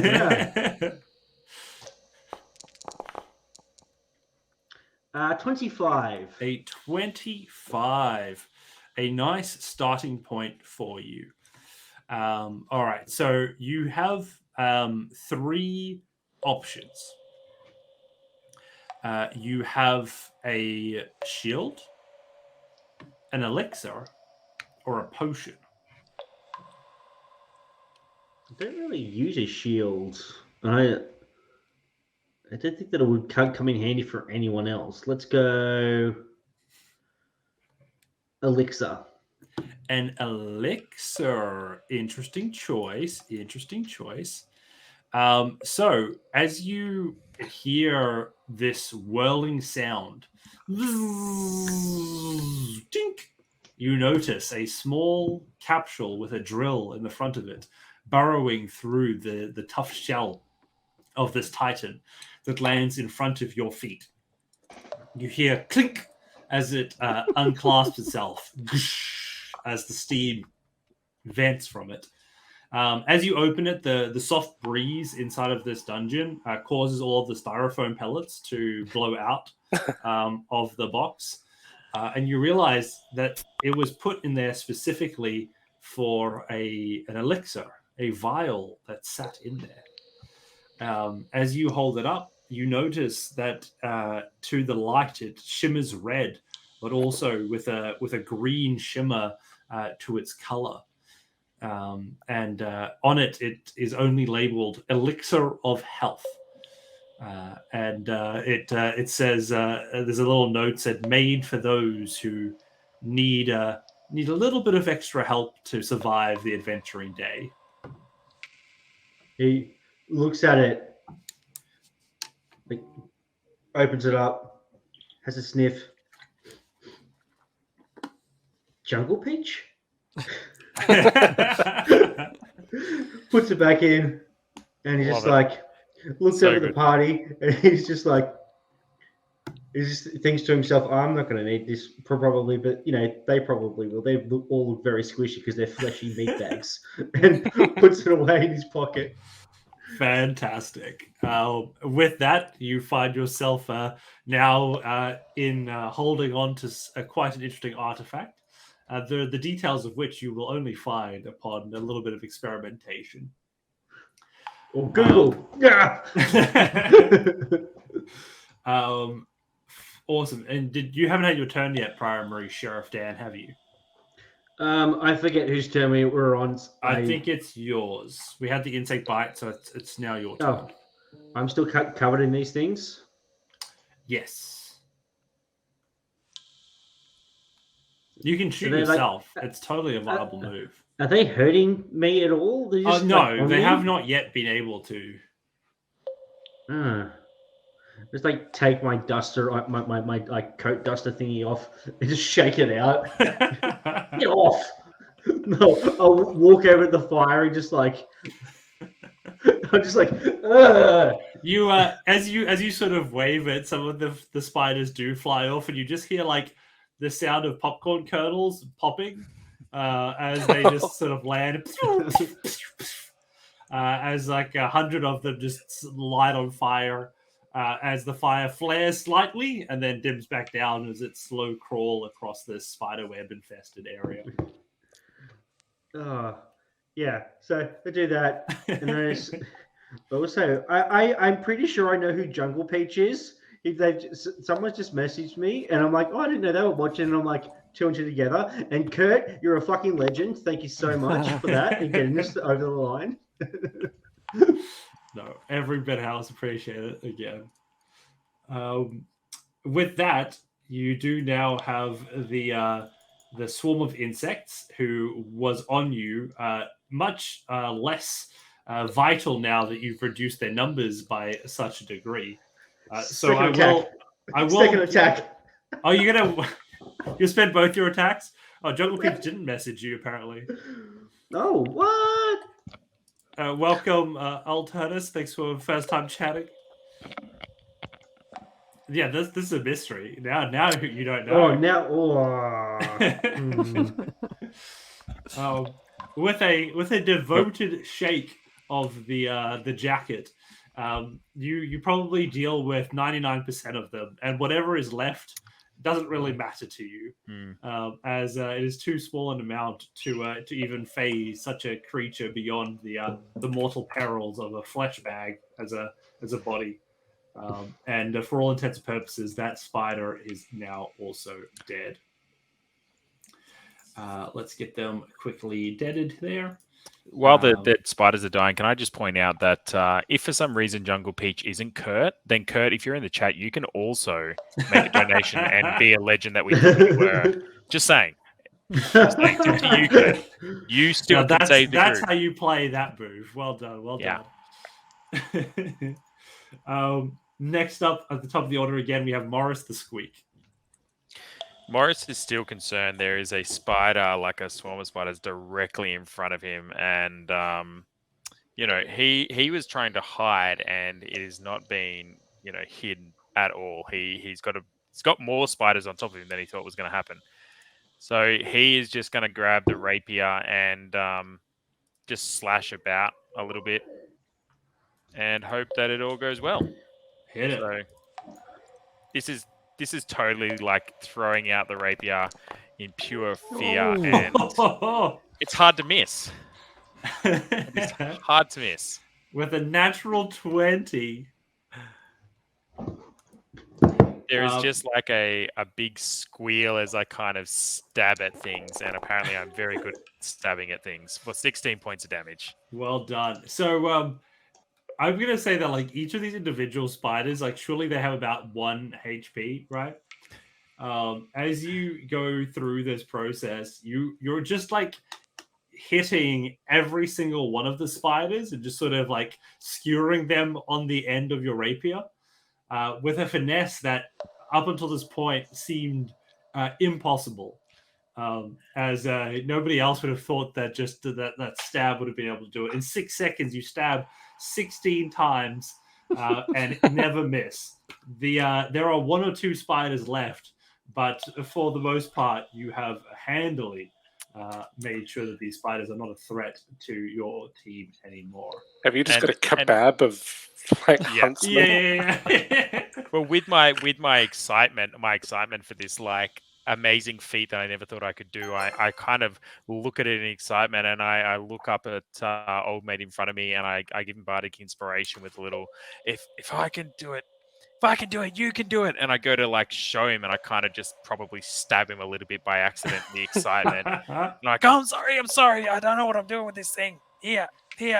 Just try to give him the rapier, and I start singing, I raped all the spot. No, that's not it. I poked him in there. No, that's not it. I'm gonna work on it, but you can do it too. Wincy spider crawled up the rapier. And with this beautiful workshop of sound happening behind you, you notice now you're inspired as there's a few more spiders crawling about. What do you do? Just to be clear, that's you, Fratelli. My turn is done. You're inspired. Awesome. So there's a couple more spiders left. The Yes, ones a within. handful that are crawling around. Thank Sweet. you, DM Adam, for that prime goodness. It's a very good prime goodness. It's a good vibe. I am going to shocking grasp. Try not to electrocute myself if they're on me, but just sort of. Your turn myself history into with like accidentally putting yourself in harm's way has not been going so well for yourself. my intelligence score is. Yeah, it's not great. So yes, I would like to shocking grasp any that I can reach out and touch. Let's do it. Slap that down. What you got? Da-da-da-da-da. And the attack would be +3. And what did you kick my way? Did I hear it inspo? Yeah, mate, it's body you are persuasion. in spirit. I'm in spirit. What's that? A plus Yes. D4 or is it Well, with an- Spirit is, well, I hope it's a plus. A 1d8. 1d8? So let's add the +3 from Jez's bonus from earlier, because it's a natty 1. It's not for attack rolls. Isn't it? I thought it was. Oh dear. I don't think so. Was it attack and ability? It was- Well, I mean, Oh, in yeah, it that is one, attack rolls. and that It one's is, a it nat is, 1, it is, though, it is. right? Yeah, no, absolutely. It's That was just, an just F1. pedantic. And I can roll a D3. What the hell is a D3? Don't worry about it. Don't worry about it. For all intents and purposes, you electrocute yourself. So please go ahead and roll that damage. Awesome. Inflatable cat, just so you know, this is the orphans fighting back, and it's just karma, and it's intense karma that's just coming back to haunt the party. What? Hang on. It can't be 2d8. It's a cantrip. Why is it rolling it? That's your character level sheet, 6 or not something. mine. Yeah. I have like. They go right. Above level 5, you have additional damage. Oh, read Yeah. the spell sheet. Do Don't worry, I need I've to make a dex check subtracted- for like diving out from underneath his feet as he fries himself? But somehow, the funny thing about this is that the spiders seem to not be electrocuted when you electrocute the body that they're standing on. 11 points. That's a quarter of my hit points. Yeah, it's really nice. Like, I wish that you would attack yourself more often. I think my job as a DM would be much easier as a result. Hey, you might need a common item or two that have just been donated to us via donation. Oh, Yeah. So I'm I'll not sure who take it. donated, but whoever just did donate, please let us know who I you feel would like like to send because we two had, common items to. I don't think we did the Oh, there we go. first $10 that Well, got us to we did. 3,000. Jungle Peaches just said one to Fratelli and the second to Muck. Oh, excellent. I'd like to request half a brain, please.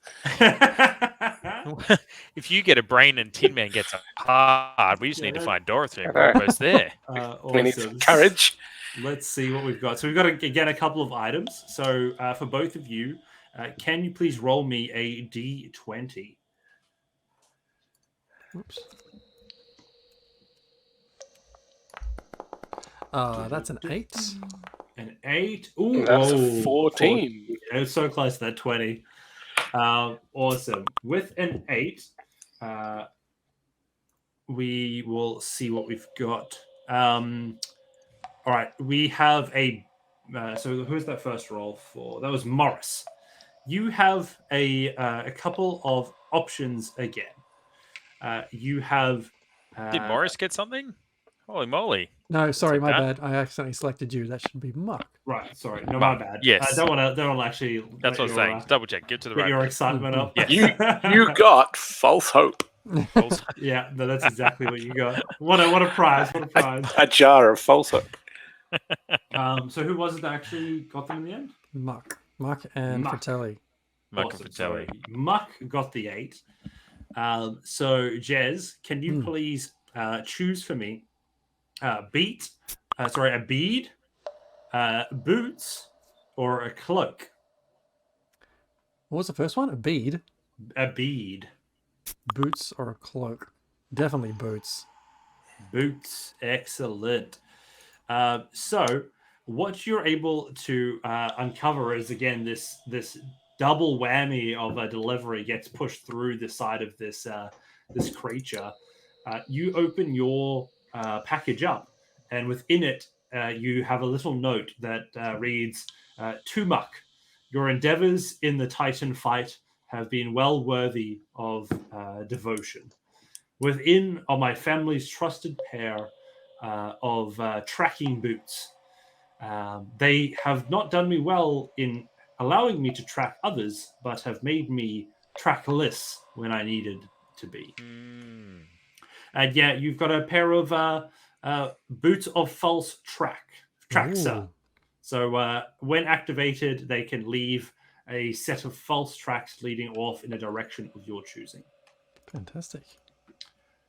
And then our second one of the lot, we got the 14, which we'll jump into, and that one was for Fratelli. And let us see what is in your future. Give it to me.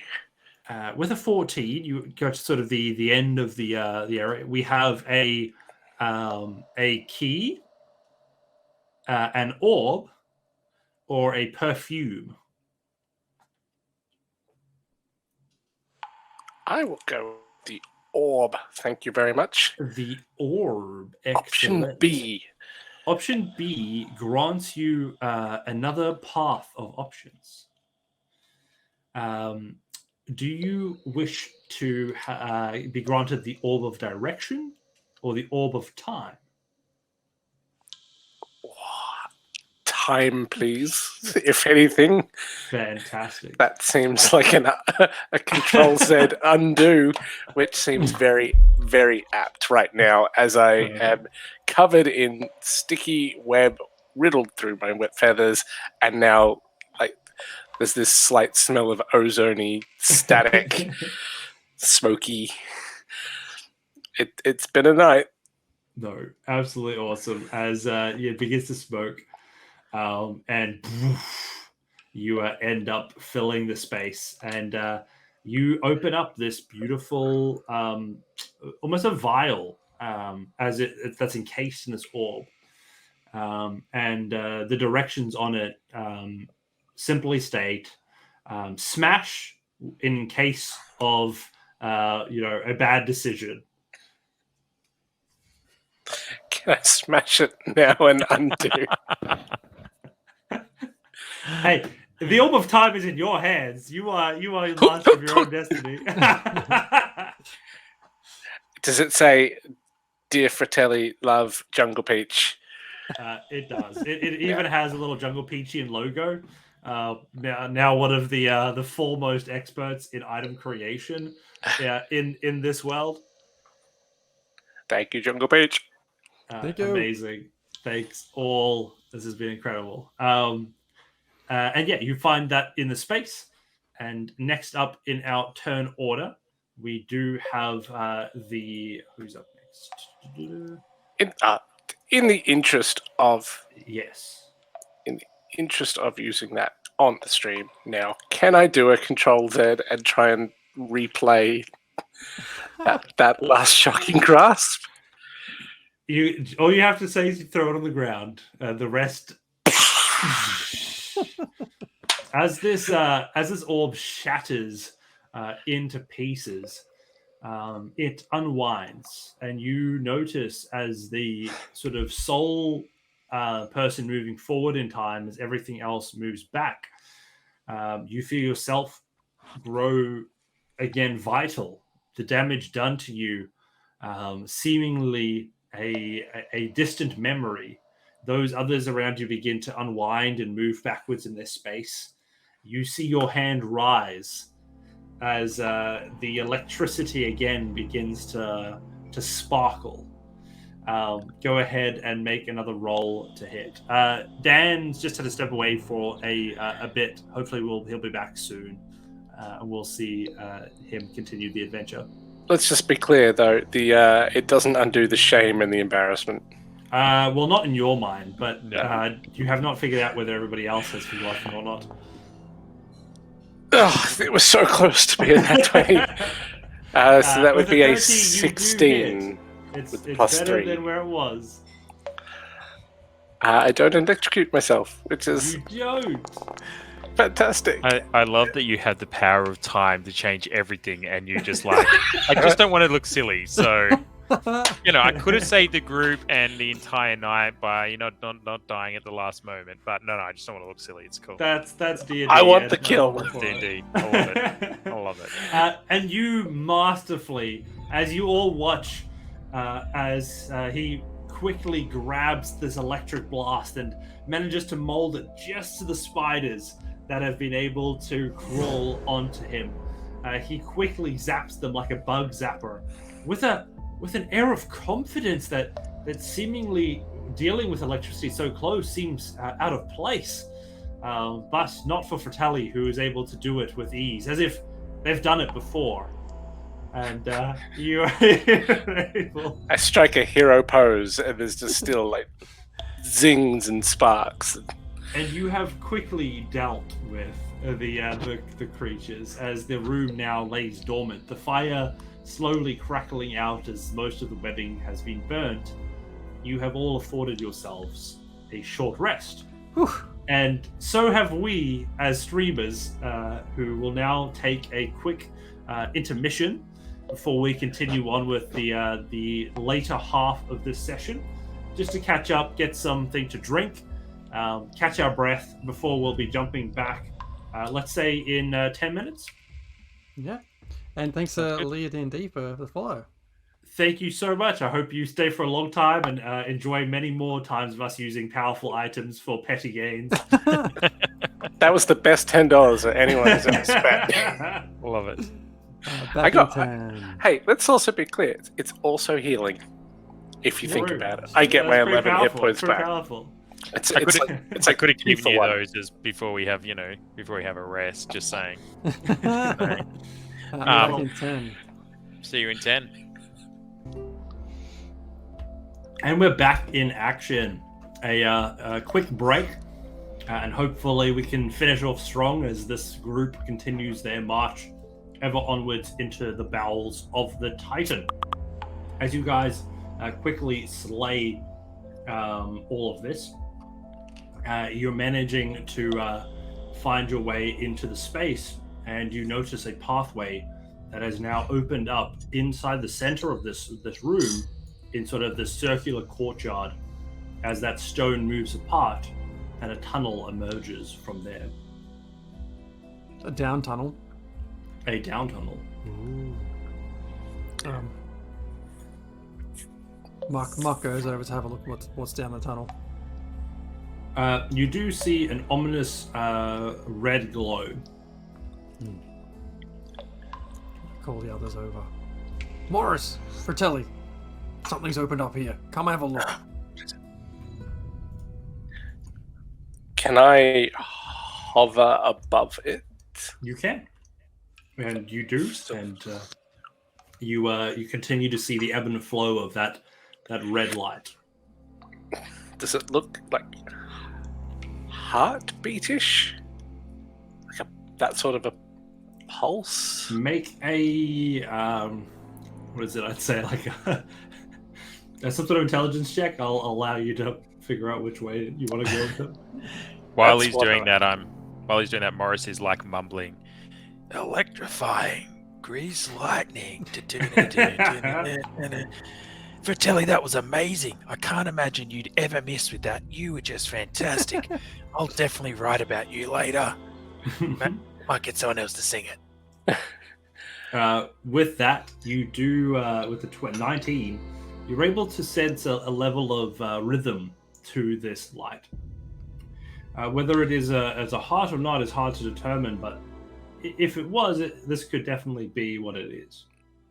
Guys, we've got like a power source or a heartbeat, if this thing even has a heart. A pulsing light. This could be what we're looking for. But shouldn't we be heading up? Trying to get to the head of this thing, right? The central system.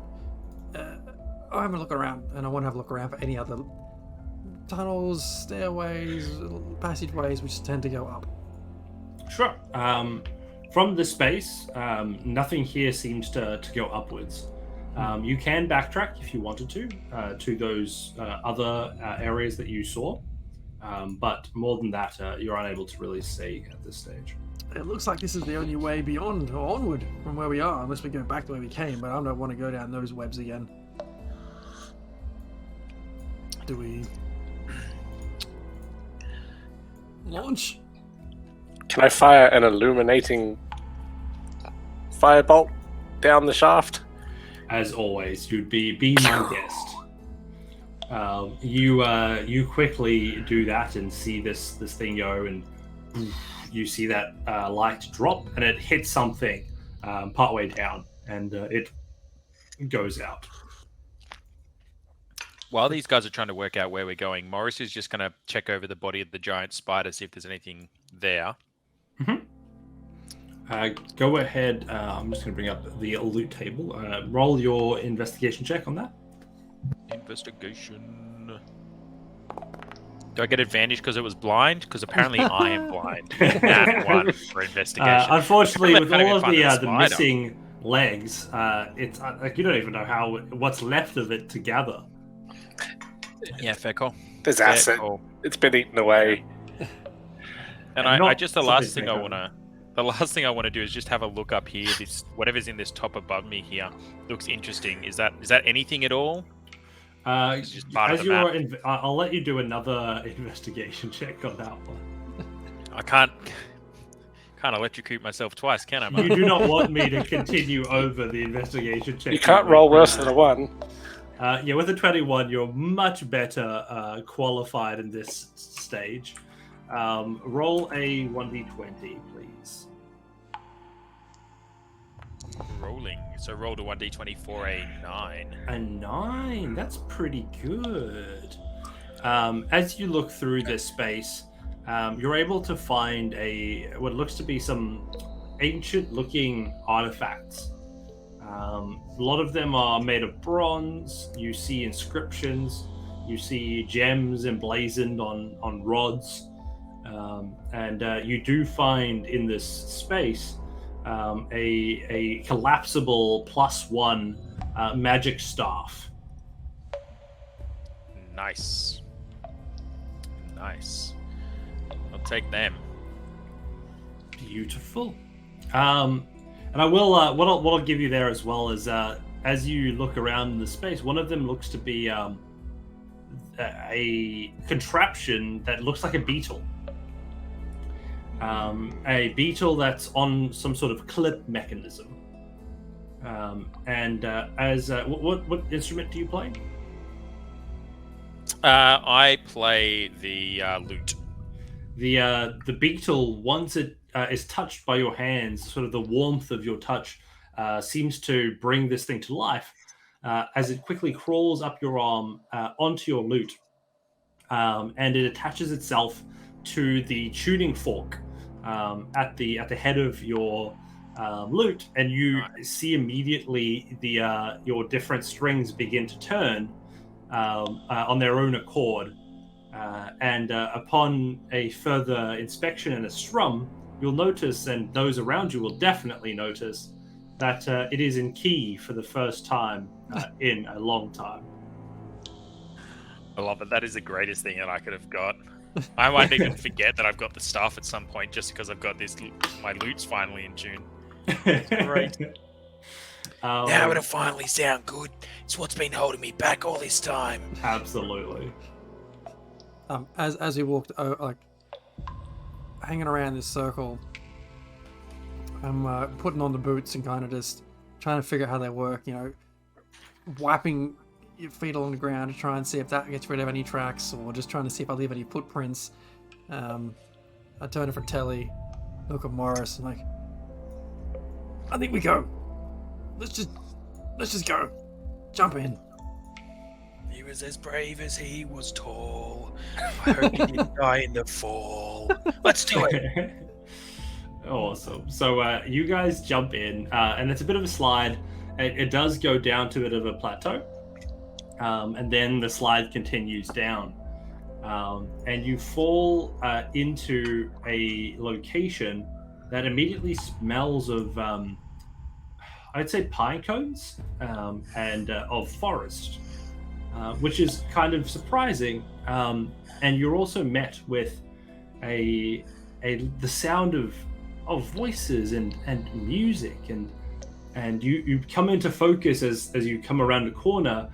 The lights of the space, you notice that there's an entire little town just inside this titan. You also notice immediately that as you're falling down, there's this giant glass looking sphere that floats in the sky, this sort of reddish orb that acts as a dim light source across the entire space. I forgot that I probably still haven't given you all vision. Yeah. Minor. Bam, bam, bam, and boom! You see this area unfold in front of you. It's beautiful.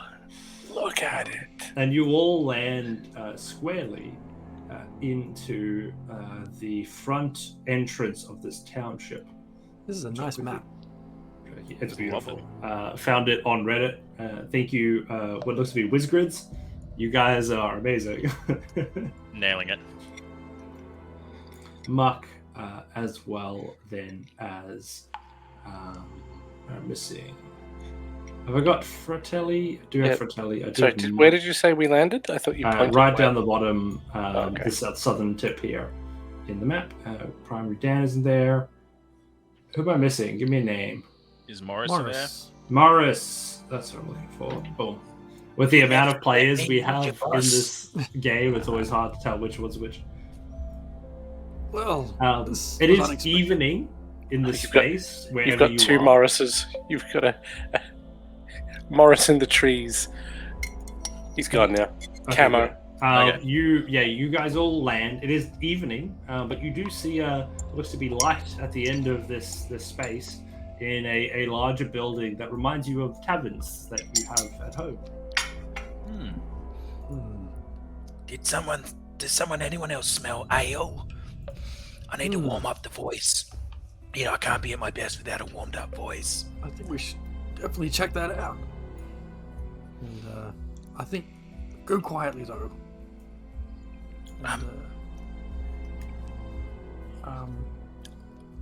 Just while he's doing that, I'm just going to give a little bit of bardic inspiration for both of them, and I'm just going to go. You two are easily the worst companions I've ever had. You are the only ones that I have right now, and you know, don't kill me. You can do it, because if I stay alive, I'll write the stories of how amazing you were. I mean, I won't even include the wee smells that I smelled earlier for you, Fratelli. I'll just be none of that, just how amazing you were. You leave us a good review on Adventure Book. Oh, the best. So I'm going to cast bardic inspiration twice, one for each of them. Nice. And then, because we're sneaking around and I'm not very good at this, I'm going to cast invisibility on myself. Awesome. And I have 1 hour of invisibility. I'll grab a stealth check from everybody, please. Do I sense any danger nearby? Do you have danger sense? I do have danger sense. No. Fantastic. You do not. Well, that's a 2. Clunk, clunk. Yeah, not as stealthy as I think you'd like to be. You haven't quite figured out the boots yet, as you try and mislead them, but you make the trail go in the direction that you're traveling. I feel like I'm trying to stomp around to figure out why I'm not leaving a trail. Yeah. One footprint seemed to go astray, but unfortunately the indents and the heavy footprints lead right to you. Could I fly first up 50 feet into the air? As you fly 50 feet up, I think you're very quickly hitting the ceiling. Okay. You notice that there's no sky in this space. It is effectively just a large chamber that has somehow grown to have its own ecosystem inside of the Titan's bowels. I call out, like, there must be another step from here. Let's have a look around. And I'd sort of like to scout a little bit ahead whilst hugging the ceiling. As you scout, the northernmost sort of building does seem to have the most light and seems to have the most going on of any other space in this town. Otherwise, it's what you see in the map is sort of the extent of this cavern that then sort of tapers off into a dome, with the only hole seemingly the one that you've just come out of. While we're at this door here, I just want to open the door and have a little peek inside. That's all. Awesome. As you open this door, an immediate smell of decay hits you.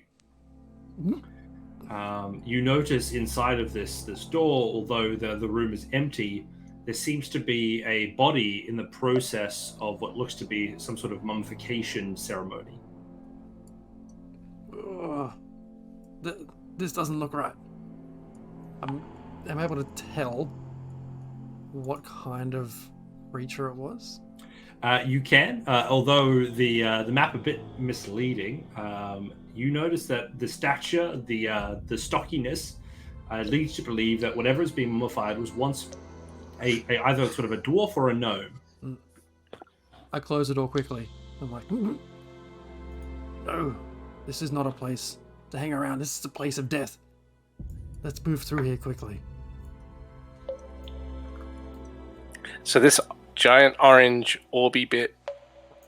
It floats like 20 feet off the ground and sort of encompasses the space otherwise. And as you come close, and I mean, not really even being that close, but you notice that the pulsing light that you've been experiencing has sort of been originating from this thing that keeps the whole area in sort of this pulsing glow.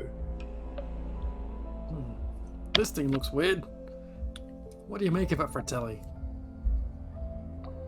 I don't want to get too close or into its field. Well, It looks like an energy field, right? Yeah, but there's definitely some physical presence to this thing as well.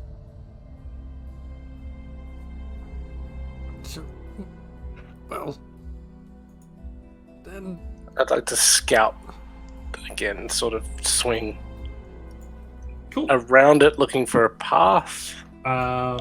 So as you're looking, you notice that there's a bit of a ridge that appears in front of you.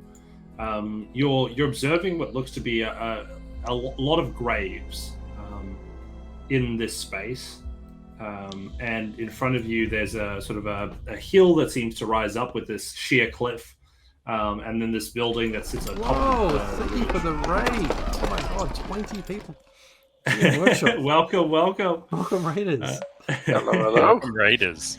We're just at the third session of our bit of a crossover session with a few other Australian creatives. We are working to raise some money for Beyond Blue, and we've been doing this sort of one shot for this month, where everybody has invaded a Titan. And the party currently is in the bowels of the Titan that have come across this space here that we see on the map. And they are trying to find their way to the Titan's brain to stop it from bringing down the city that they all live in. So thank you, and hopefully you can stay and enjoy some of the content as we end work towards the end of tonight's session.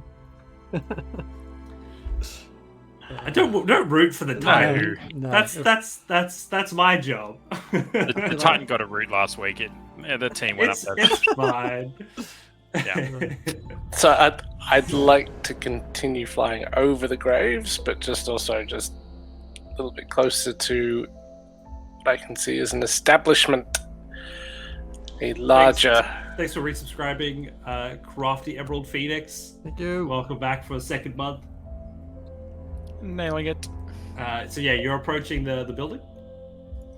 Yeah, still hugging the ceiling as much as possible. I don't know where I am in relation to the elevated ground now. Do you want to be sort of looking out over it, sort of peering over the top, or do you want to be? I'm sort of still on top of it? hugging the roof. Okay, yeah, you're still like 30 feet from where you are to the ground level at your elevation. You fly over, and you hear, for what so far has been quite a somber experience flying over all these graves, you hear a very hearty tune as some dwarven folk music begins to echo, and the twangs of the strings play out over the space, and you hear the chirpy tunes of what seems to be a dwarven quartet singing in Dwarvish, and although the music rings out, it doesn't sound particularly somber.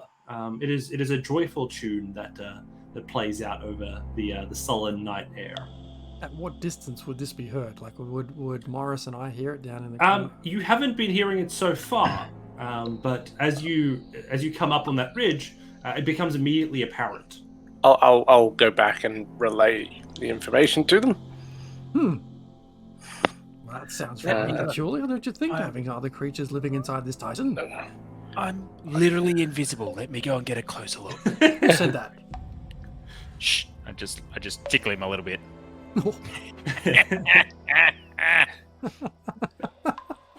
I'm just creeping. I've got, Morris the Brave is definitely not what they call me, but being completely invisible, I'm just creeping slowly up. Let's the path hope you don't towards the squeak blaze. at an inopportune time. That's the Morris only the really ballsy. It's still sticking to the dark, even though I'm completely invisible. I have just no courage at all. You tiptoe very easily out this way, and as you peer into one of the windows, you see a group of 5 dwarves gathered around the space, all jamming out a little bit. You notice that there seems to be 2 women and three men, all in a circle dancing around a figure in the middle of the space, lute in hand, seemingly leading them into a joyful dancing tune. Yeah, I can't help myself. I start tapping along.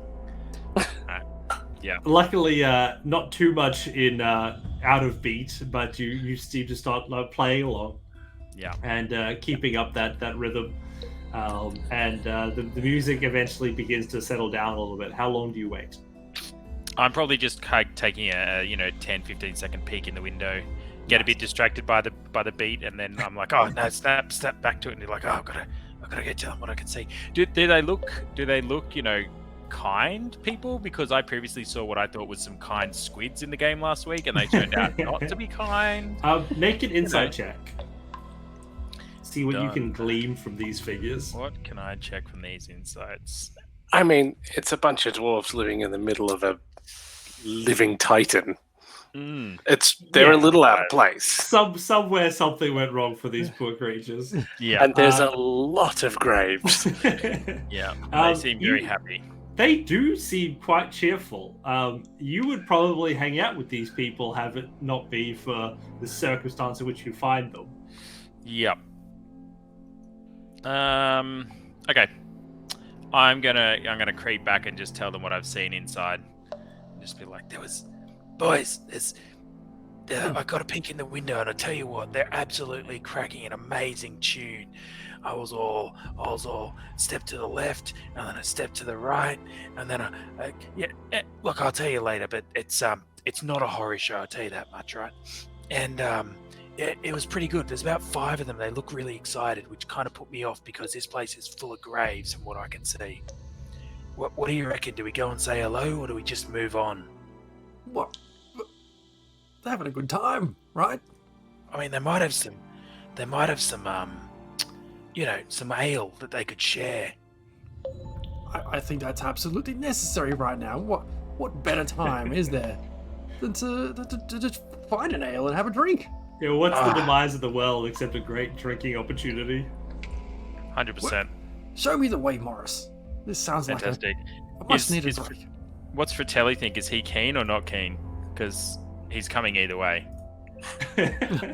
I'm reserving better judgment, or not reserving better judgment, and following suit. I'm rolling a bit of 25 on persuasion to bring him along. Yeah. You resist the 25 to persuasion?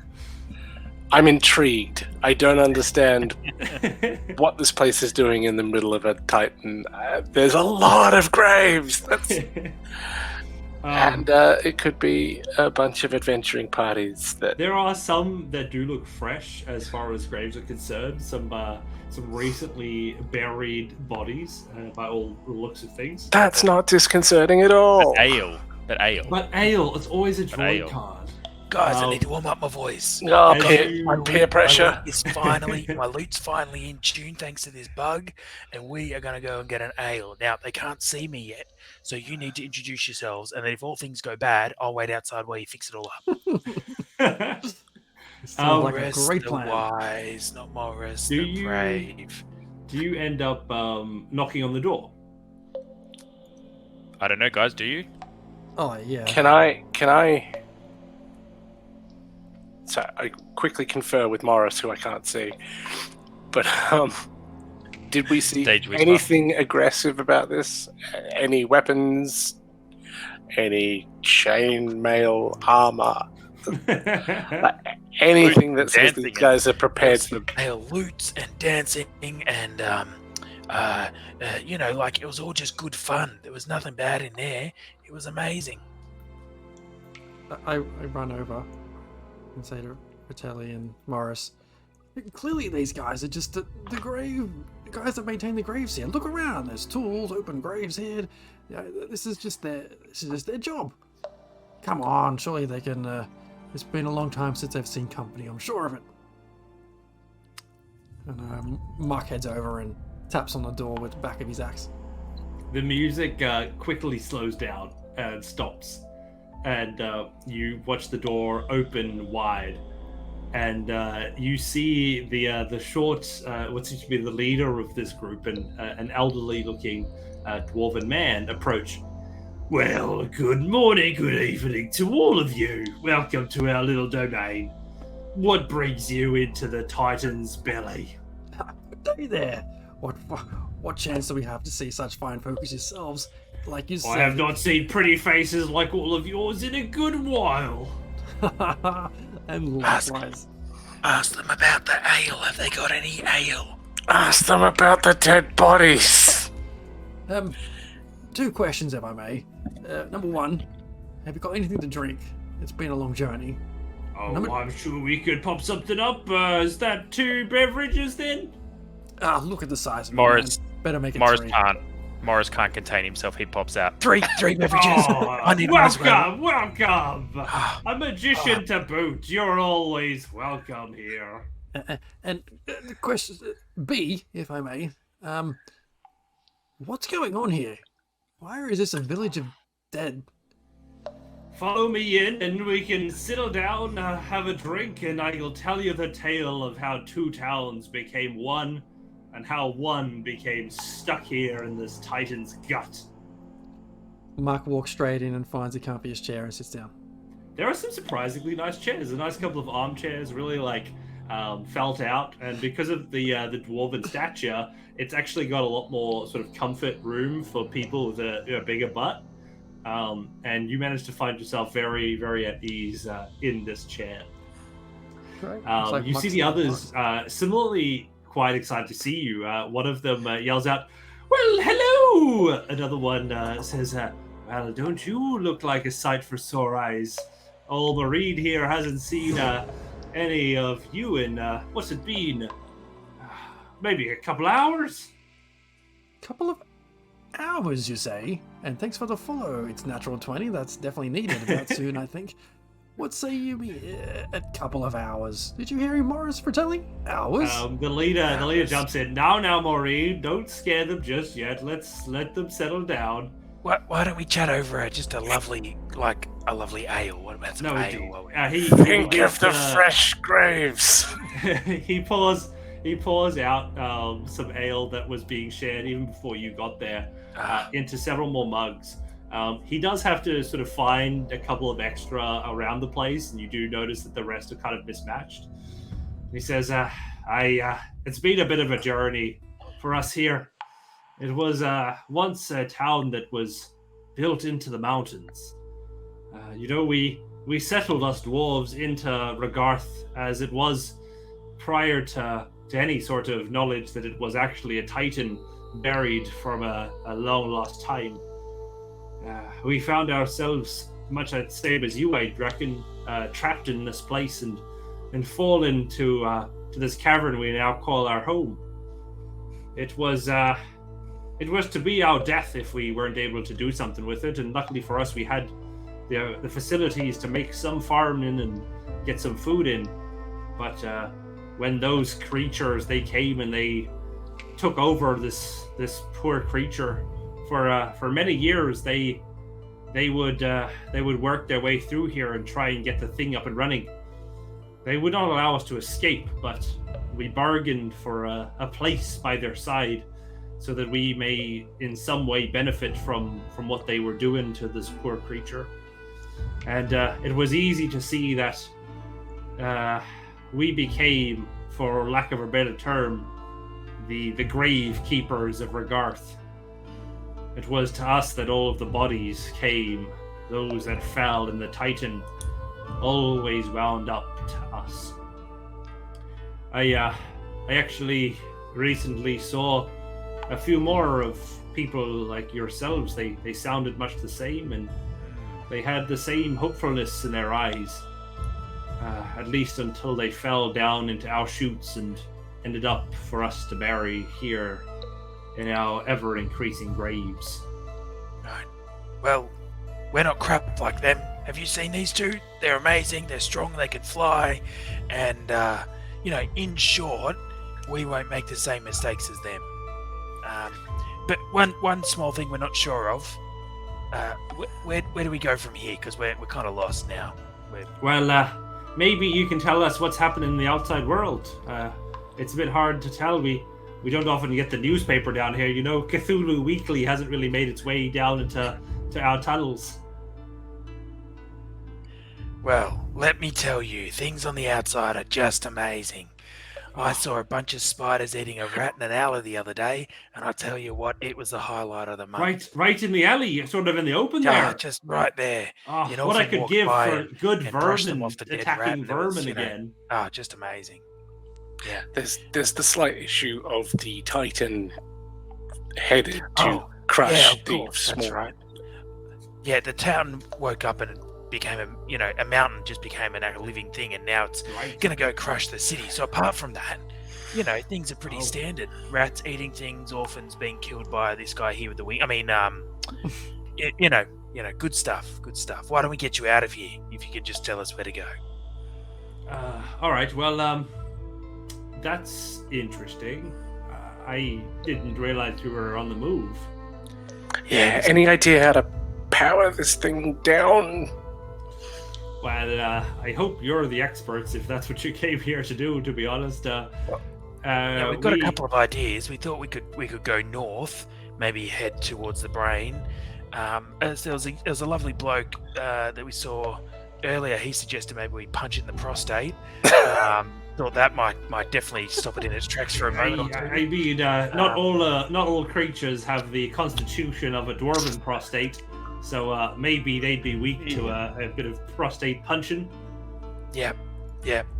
Look, I saw a man electrocute some spiders earlier, and I thought if somebody electrocuted, themselves or a person, that would definitely be horrible. Not our Fratelli though. He's amazing. Start shooting off some electric sparks. One of my feathers catches fire quickly. On the list of things that I thought I'd be creating tonight, it was not a characteristic of a dwarf, which is a surprisingly healthy prostate. As you're all sort of discussing, Maureen looks up to you. If you're looking to get anywhere else, I reckon the only way that you could maybe get an inside track would be trying to go up the chutes that they use to deliver the bodies to us. Maybe you could find them vulnerable if, the dead come out of them instead of into them. Where are these chutes? She says, well, we'll have to take you to the chute location. It's sort of towards the northeast of our area. They seem to drop down. It opens upon the arrival of these dead bodies. And if you time yourself just right, you may be able to sneak in time to maybe get the upper hand before it closes shut again. There's just enough of you to maybe make a difference. I turn to Is it Maureen, you said? Yeah, my name's Maureen, yes. Maureen, just a personal question, if I may. Oh, please. The more personal, the better, to be honest. Why stay here? Why not try to get out? Oh, you just take this as someone who spent many a century living in this beast. We have tried. We've tried a lot, actually. But when we initially got out, much like in the Underdark, the scariest thing is not ourselves, but the creatures that inhabit the tunnels around us. And whatever is controlling this thing, these tentacled creatures, they have at their disposal lieutenants of great power, and many of the bodies that have been buried are those of our clan who bravely sought a path out of this place for us. But indeed, we have decided that perhaps the best way for us to survive and escape is to outlive them. Us dwarves have been long-lived, and we've survived many a trial, and this might be tough, but our little glade here is not the worst place that we can imagine, and we've never been uncomfortable with the roof of a cave above our heads. So for now, we wait and we watch. Has anyone tried to overpower the body dumpers? Oh, you reckon I haven't tried to bloody overpower the body dumpers? I've been scrapping since I was but a youth. Nothing more than a rock with arms at that stage, hollow brain and all. As one of the other men jump in. And you think that 3 of us can take them? Oh, I reckon you're pretty much bloody out of luck if you reckon that you'd stand a chance, but you lot just about stupid enough to try, and that's about as close to a win as I reckon we're gonna get.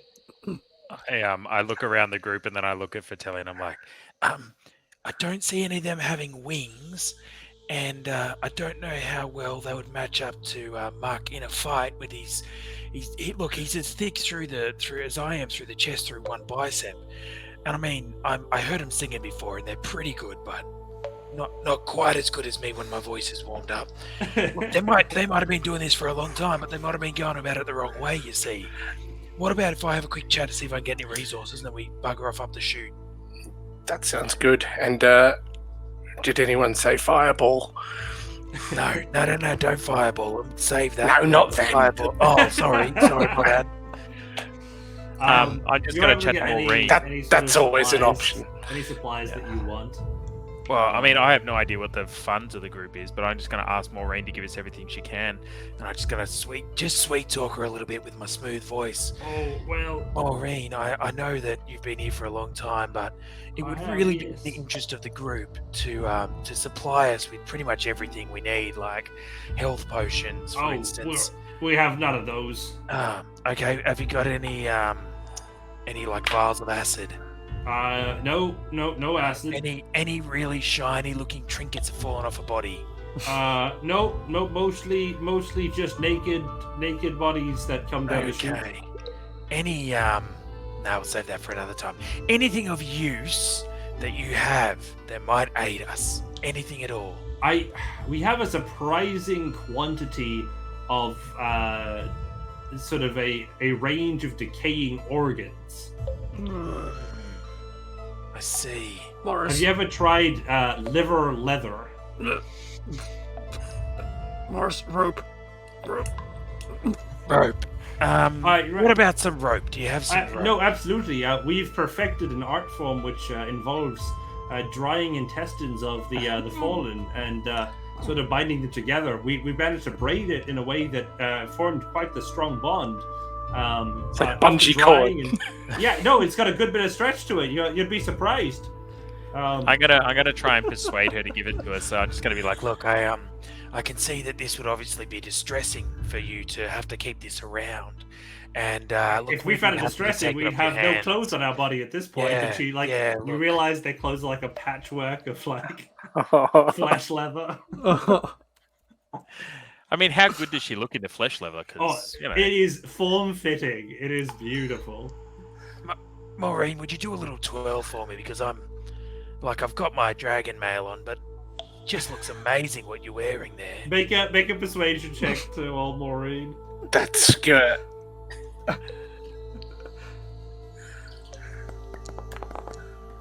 So 30, 20. She looks up at you and she says, "Now the rest of you can really learn from these travelers." And she sort of very elegantly steps up, gives you a little head nod, spins, and you see the skin leather begin to sort of flow as she spins, and It's a bit stiff. It's not really the most flowable material, but I peer at it. Well. Is it embroidered or is that someone's bicep tattoo? And you see that it's like an anchor with like a cord wrapped around it. No, this one sort of came that way. I'm not sure what that's all about. As she's spinning, I'm just going to start muttering. She wore an itsy bitsy teeny really flesh-colored. Yep, that looks good. That looks amazing. But to the cord, I imagine that the rope is as well done as your amazing outfit is here. We really need to get our hands on that to go and stop this drama, so you can be safe again. How about it? Yes, indeed. I'll have it ready for you, and we best be making our way hastily towards the entrance. As you listen, at the same time, there's a pulse of bright green light that echoes through the space, and the orb outside begins to pulse green. And Maureen looks at you and says, "That's the sign. There's more bodies coming." What? Right now? Get us. Right Let's now. go. Let's go. How do we get there? So the pathway is out the door here, down the path that leads sort of to the east. northeast. And you notice that a sort of square-like recess in the roof begins to move back as it opens up. And you notice this the sound of like a slide, like as something's obviously ramping down the way, and you do hear then a crunch, and then a slide, and then a thunk, and a slide, and like a doop doop ding doop doop ding doop, as this thing sort of comes down the space, and eventually, boosh! You see this corpse, almost crumpled up at this point, flying down towards the ground. Maureen chucks you the intestine rope, and she yells, "You better head off now. Good luck. And if we ever get out of this Titan, I'll find you, you beautiful minstrel." Get better. I can't wait to wrap my lips around. I can't wait to undress. What about you buy me a few drinks and we'll work it out? Yeah, Godspeed, the lot of ya. Can I grab one end of the intestinal rope and fly up into the chute? You sure can. As you launch off, this time no webbing in the way. It is an easy process. I should have checked for that. You launch off very quickly and manage to find yourself with the rope on one end and the rest of it billowing down. It's got a bit of a fleshy slosh as it hits the side of the tunnelway, but otherwise it's very practical. All right, I'm gonna climb up that rope. Yeah, trying not to vomit, Muck grabs the end of the rope and slowly follows. So you were able to quickly get your way up there, and as you get into that space, it is sort of big enough, or just big enough to fit you, but also you can brace yourselves against the sides. It's not so big that you're unable to sort of hold on. So with a bit of effort, you manage to sort of brace your backs onto the sort of space, and even without the help of your flying companion, able to sort of pull yourselves up and keep sort of jimmying your way into the area. Great. Onward. What do we see?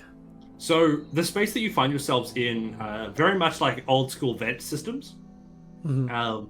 You notice, much like a vein almost, if you were to think of a human body, that this sort of system ends up branching off in many directions. But as consistently as you can expect, there is a single path upwards in this particular system.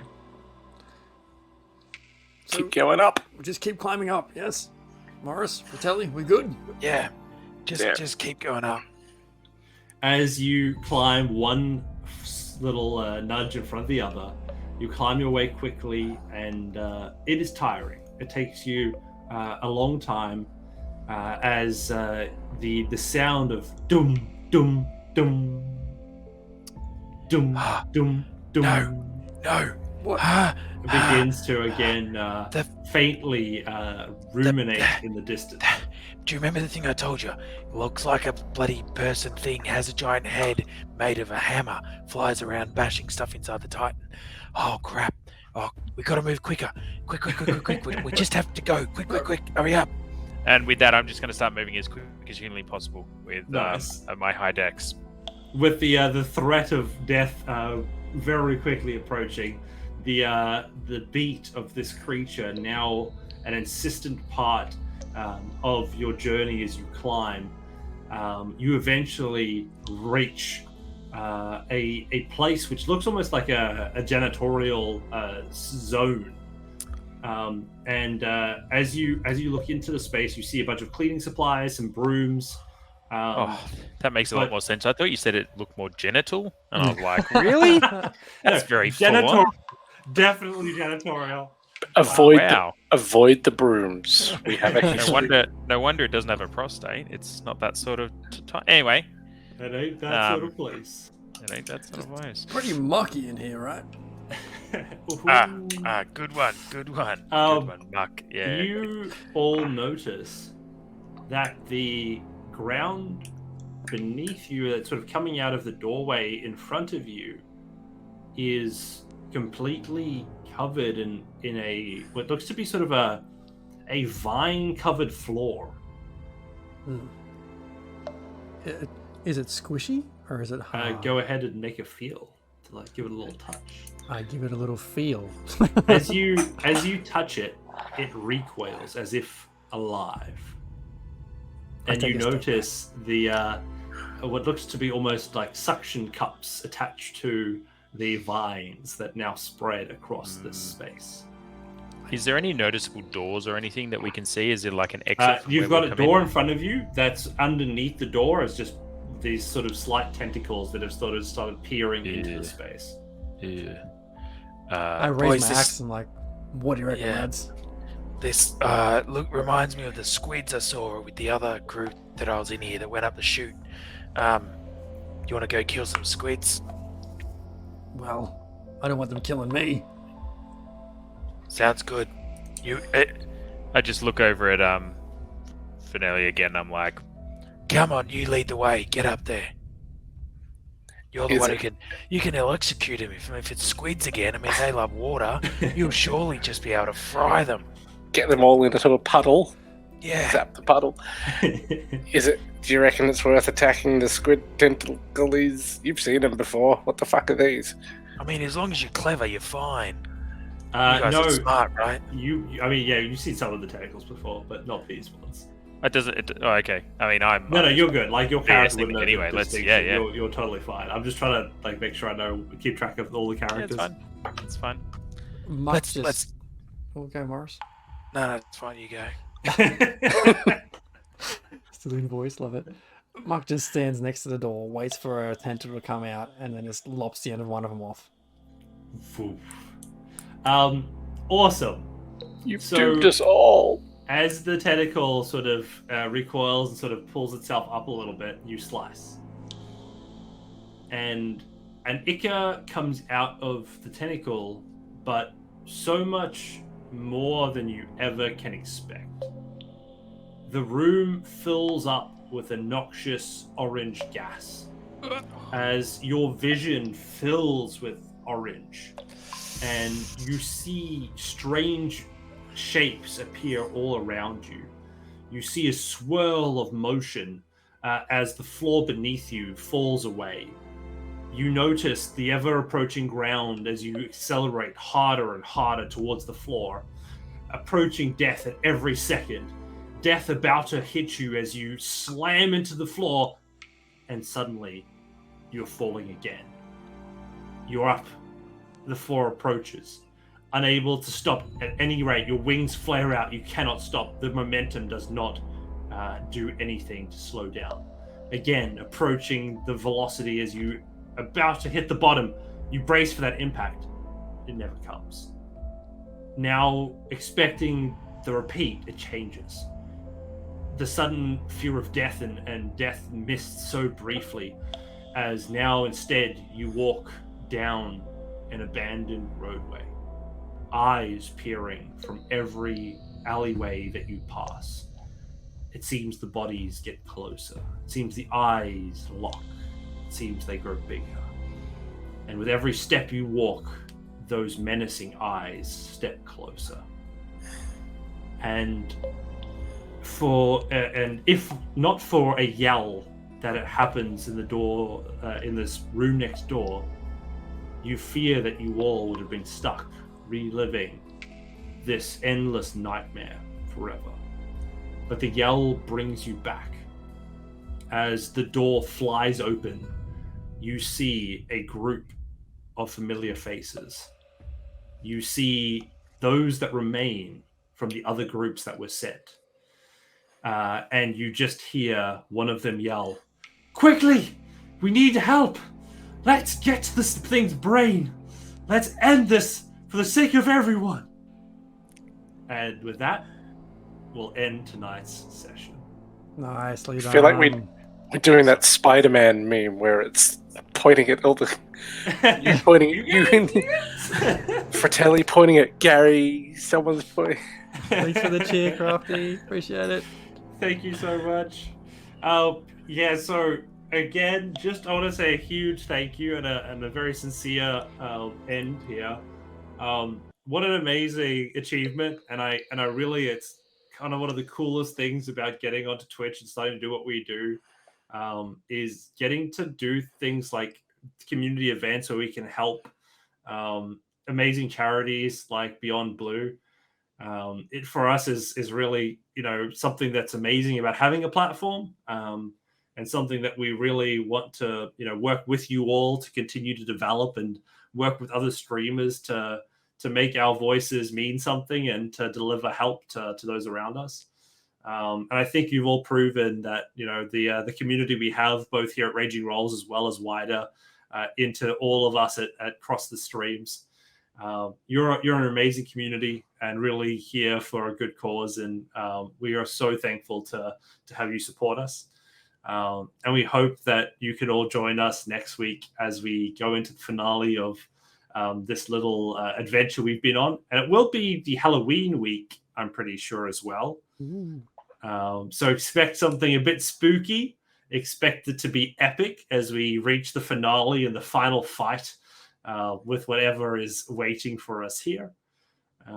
And again, a massive thank you, and we look forward to being able to donate all this money and make that difference and hopefully have fun along the way. I think that's been a fun way to do it. It's been a good way of interacting with the chat. Absolutely. Having them toss some curveballs. So yeah, massive thank you, and hope you've enjoyed tonight's session, and thanks for all the new followers. Yeah, definitely. Anything else for anybody else before we jump off? No, for me, just another massive thanks, but Morris, go for it. Yeah. We got a question from Dan. Who are the final players? So we have a few people that have made their way into this final session. We've got Lydia, who joined us from last week. I believe everybody here has made it as well, which is exciting because I think two of you as players hadn't made it into that final room in the end. Darren.